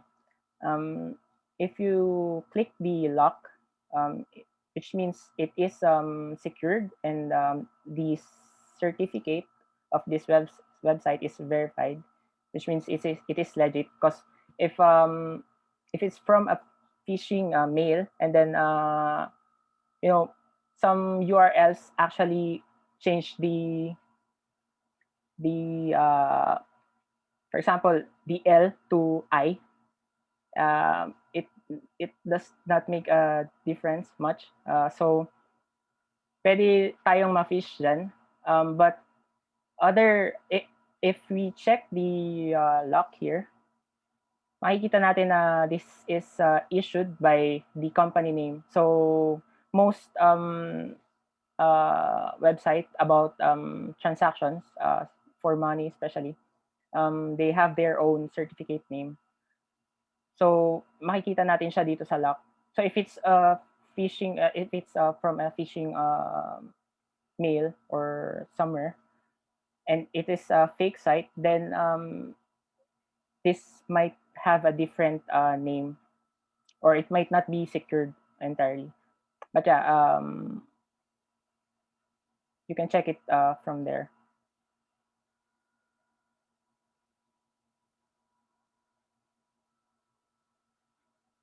Okay, so for social media and apps, actually I only have I think 3 left.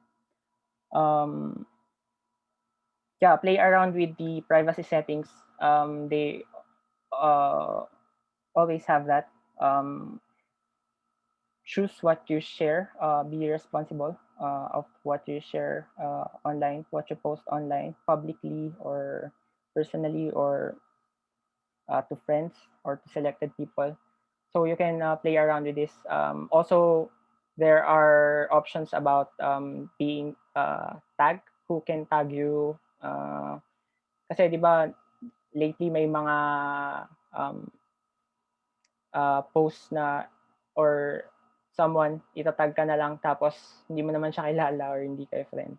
Pero natag ka, and then sa isang comment, and then you go to that comment, and then you accidentally click the URL, and then your account will send that same tag request to your friends.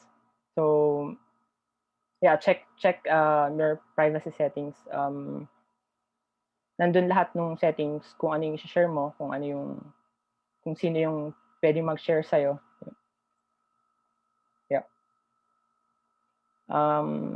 Yeah, di ba minsan ginagamit natin yung account natin for signing or signing up to another website. It is called like OAuth or single sign-on.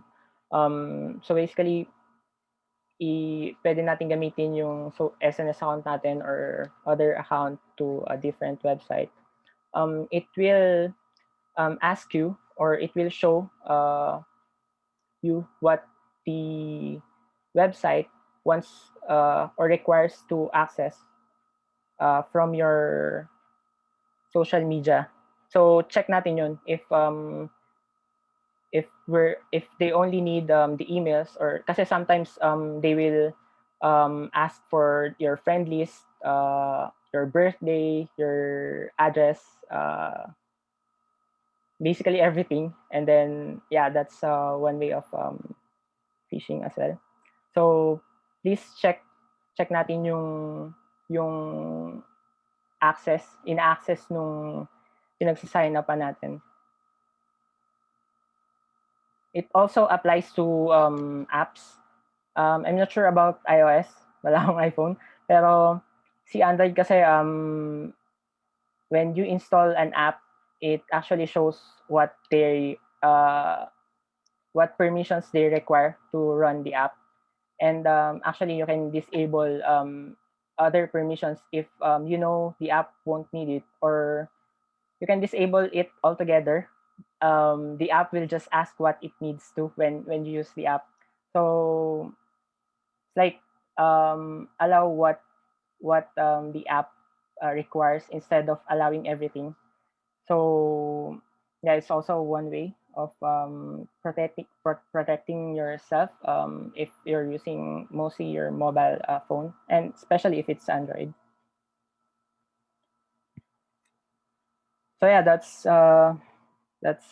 it for me. So for me, privacy is it's not only for the famous. Evils can make a bad out of anything. So any bad person can exploit anyone's privacy for their gain, regardless of popularity. Anyone can use your data to deceive the people around you. So lastly, encourage ko lang na hindi lang dapat tayo yung nakakaalam. In-encourage ko kayo na pati yung people around us, around you, share what you know in protecting your privacy online.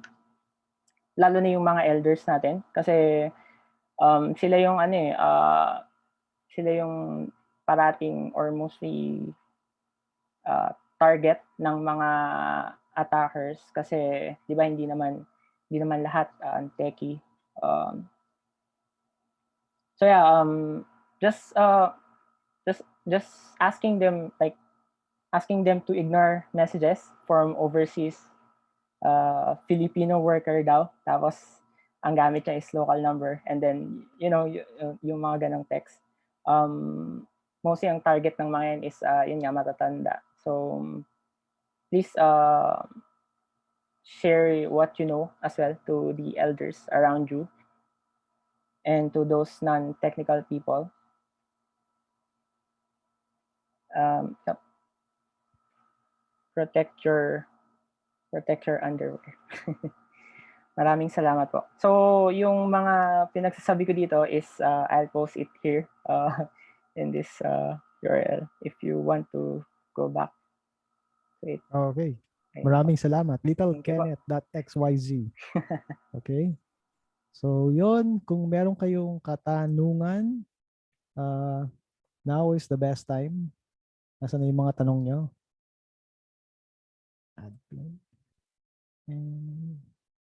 Admin. Okay, there. Do we have questions from the floor? Questions. Sino may tanong sa inyo? Nandiyan po ba kayo? Gising pa kayo? Or forever hold your peace. If you have questions for Kenneth or for Aaron, now's the time. Feel free to unmute yourself. Bukas pala yung cam ko. Oo. Gulat Hindi nga ko ako, sabi alam. mo, papatayin mo bukas eh. Hindi ko alam. Sabi Yung mo, privacy mo, Kenneth. Oo nga eh. Sino may katanungan? Si Fred. Batiin natin si Fred, bagong tatay. Congratulations. Congrats, Fred. Thank Pero you. tama ka doon, Kenneth, I agree. Actually, yung most hackers nga is targeting yung mga seniors, yung mga non-techie. So, yeah, kung alam niyo yung mga seniors natin na they are using a financial accounts or anything na, alam mo yun, that would be a perfect target, might as well assist them, di ba? Ano ba naman ng 10 minutes to assist them? Yeah. Sa YouTube, I was watching this guy. He exposes these scammers sa States.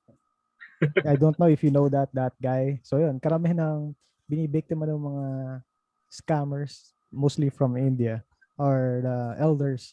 So they will tell them that na nag-over yung pinadala ng bank sa kanila, etc. etc. Tapos they will ask them to buy gift cards, or worse, there are times na they will ask them to send cash by FedEx, UPS, etc. Okay? Sa Pilipinas, hindi mangyayari yun. Mangyayari man siguro 1 in a million. Mga Pilipino pa, no? Okay. Tanong. Kay Sir Kenneth, sabi ni Kirk, what's the difference between uBlock and AdBlock Plus? Actually, hindi ko alam. Pero ginamit ko yung AdBlock before. Napansin ko na mas malakas siya kumain ng resource. So, naghanap ako ng alternative, and yun nga, nakita ko si uBlock Origin. And yeah, it's open source. So, I immediately jumped to that. Ayun Okay. na. Aaron, do you have anything to add?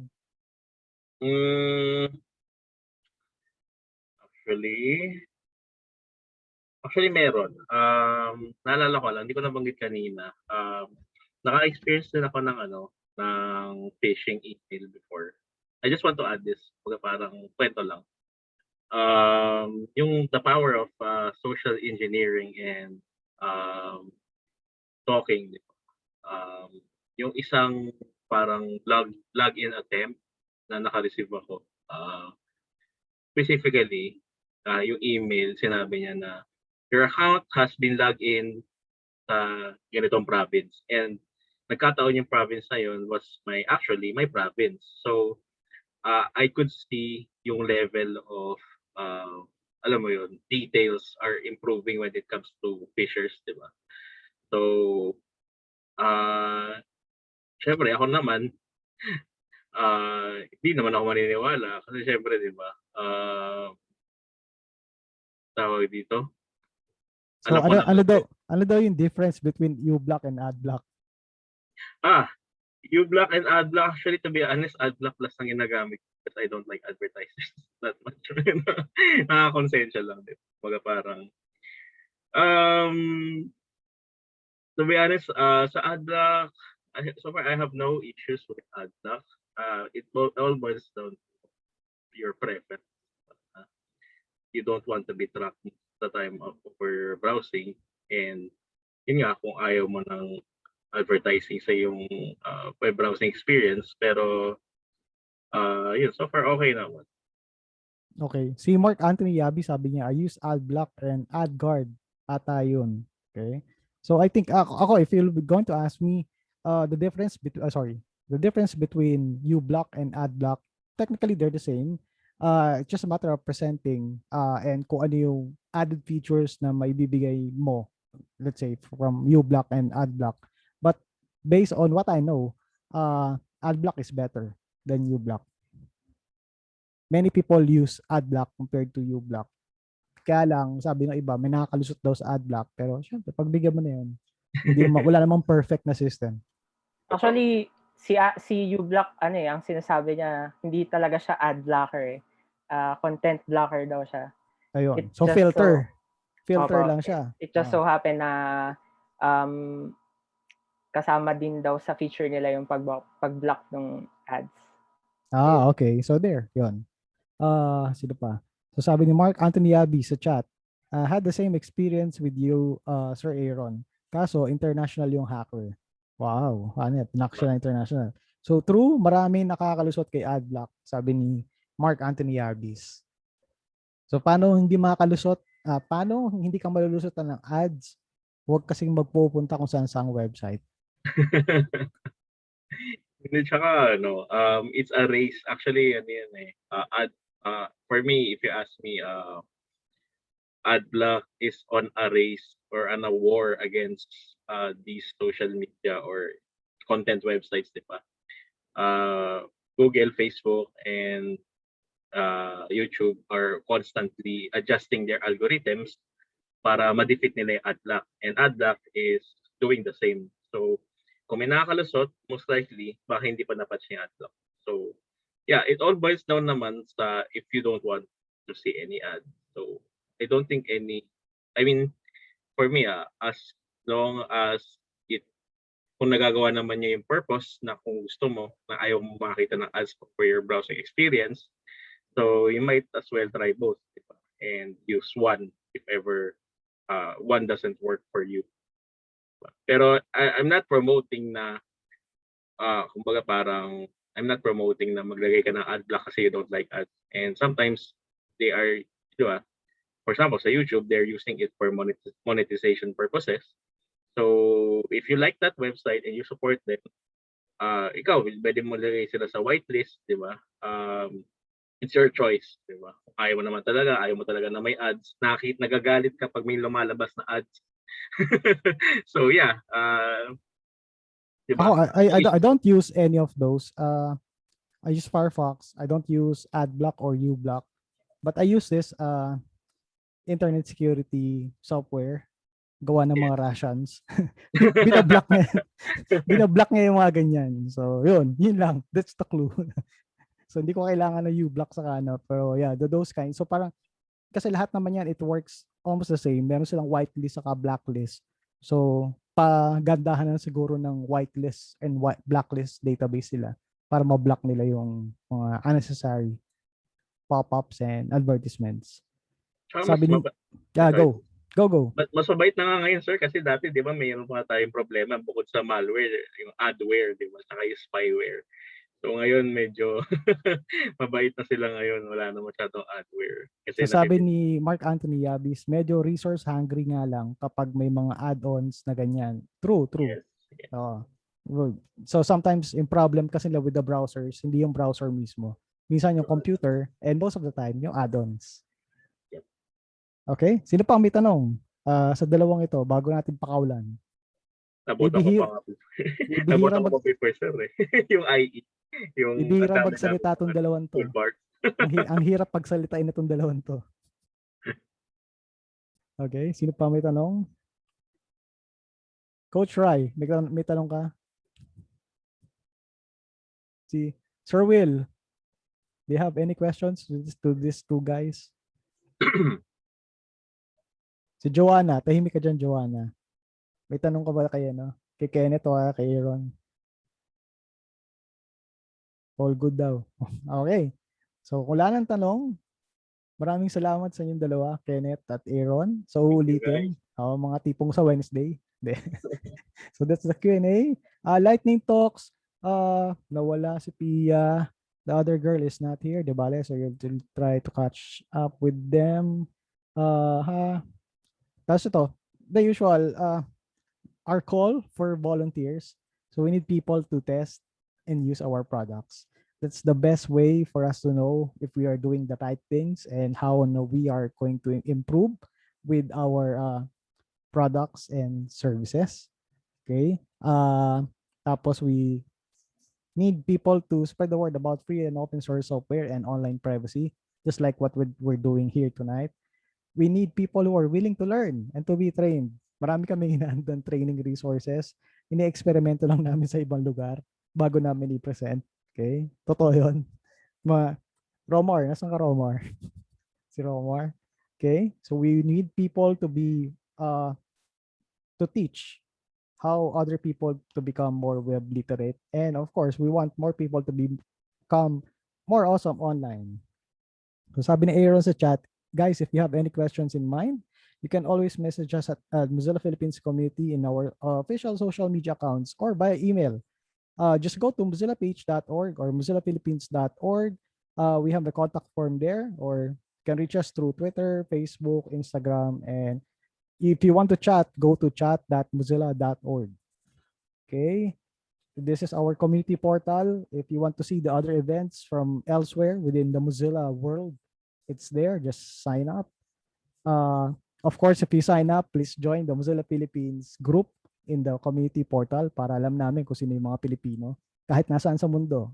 For one, Frederick is not here in the Philippines. He's in the Middle East right now. So thank you for joining. Class photo. Siguro, if you can turn on, after this is the raffle. Wag mo na kayong alas ha. So if you can turn on your camera, kuha lang tayo ng picture. Okay. Tingnan natin. Tan, tan, tan. Lahat ba? I'm giving 1 minute. I'm going to take out my pen. There. Si Abis, wala daw eh. Okay. Naka-face mute. Okay? Ready na ba? Asa si Aaron. Okay. Coach Rai, Kenneth, si Elian, Willie, Joanna. May camera ka dyan. Si Ronks, Romar, si AG, Erwin, si Paul, si Frederick, nag-aalaga ng baby, ano.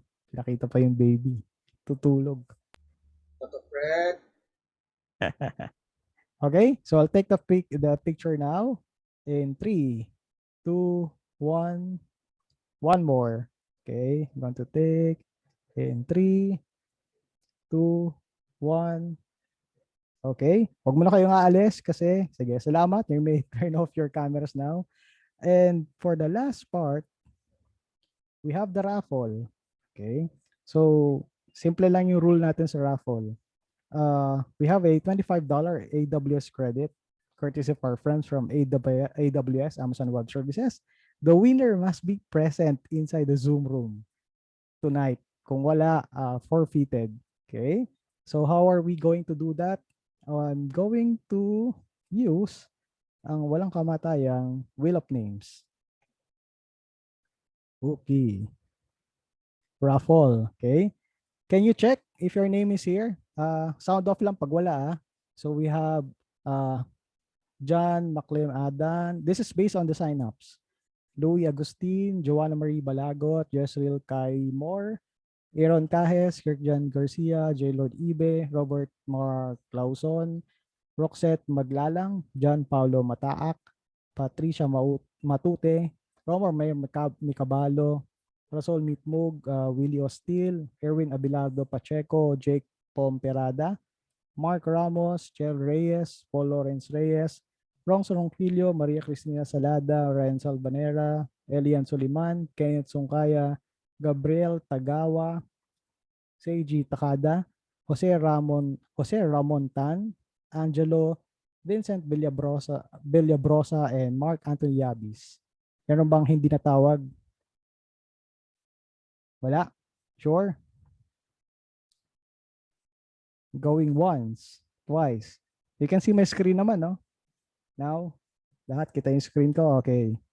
Parang Lozano Billionaire. Yeah. Oh.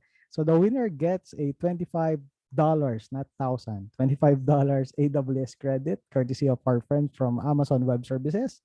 So here we go. Okay. Pag nanalo daw si Aaron, redraw, re-raffle. Okay. Here we go. Let's see who wins.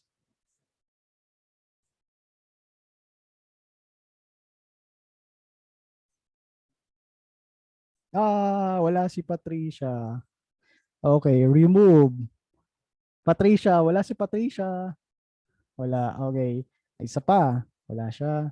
Let's go. And the winner is Jessreel Kaimor. Are you here? Dali Jessreel. Parang wala. Sound off. Are you here? Wala. Going once. Twice. Wala. Okay. Sino pa? Uy. Nakatatlo na tayo. Wala pa. Robert Reyes. Boom. Louis Agustin. Where is Louis Agustin? Are you here? Wala. Wala din. Okay. Maraming salamat, Kuya Well. Loko tayo si Aaron. Ayun oh. Wrong Surong Kilyo. Where are you? Wave. Oh, wave. Okay, sige, salamat. Wave daw, redraw. Okay. Maraming salamat, Ronks. And the winner is si Willie Hostil. Sir Will, nasan ka? Andiyan ka pa ba, Sir Will? Ayun. Ay, sir, dito ba? Okay, sige, congratulations. Nakadalawang 20. Nakadalawa na ako, sir. Hindi ko pa nagamit sa isa. Ayun, gamitin mo na. Hindi ko alam kung kailan expiration yan. Okay? Sir. So, yun. Congratulations. Maraming salamat sa lahat ng dumalo. If you have questions, feel free to get in touch with us. And ingat kayong lahat dyan. Good night. Happy weekend to all of you guys. Bye-bye. Happy weekend. Bye-bye. Good night. Thank you. Salamat. Happy weekend. Happy weekend.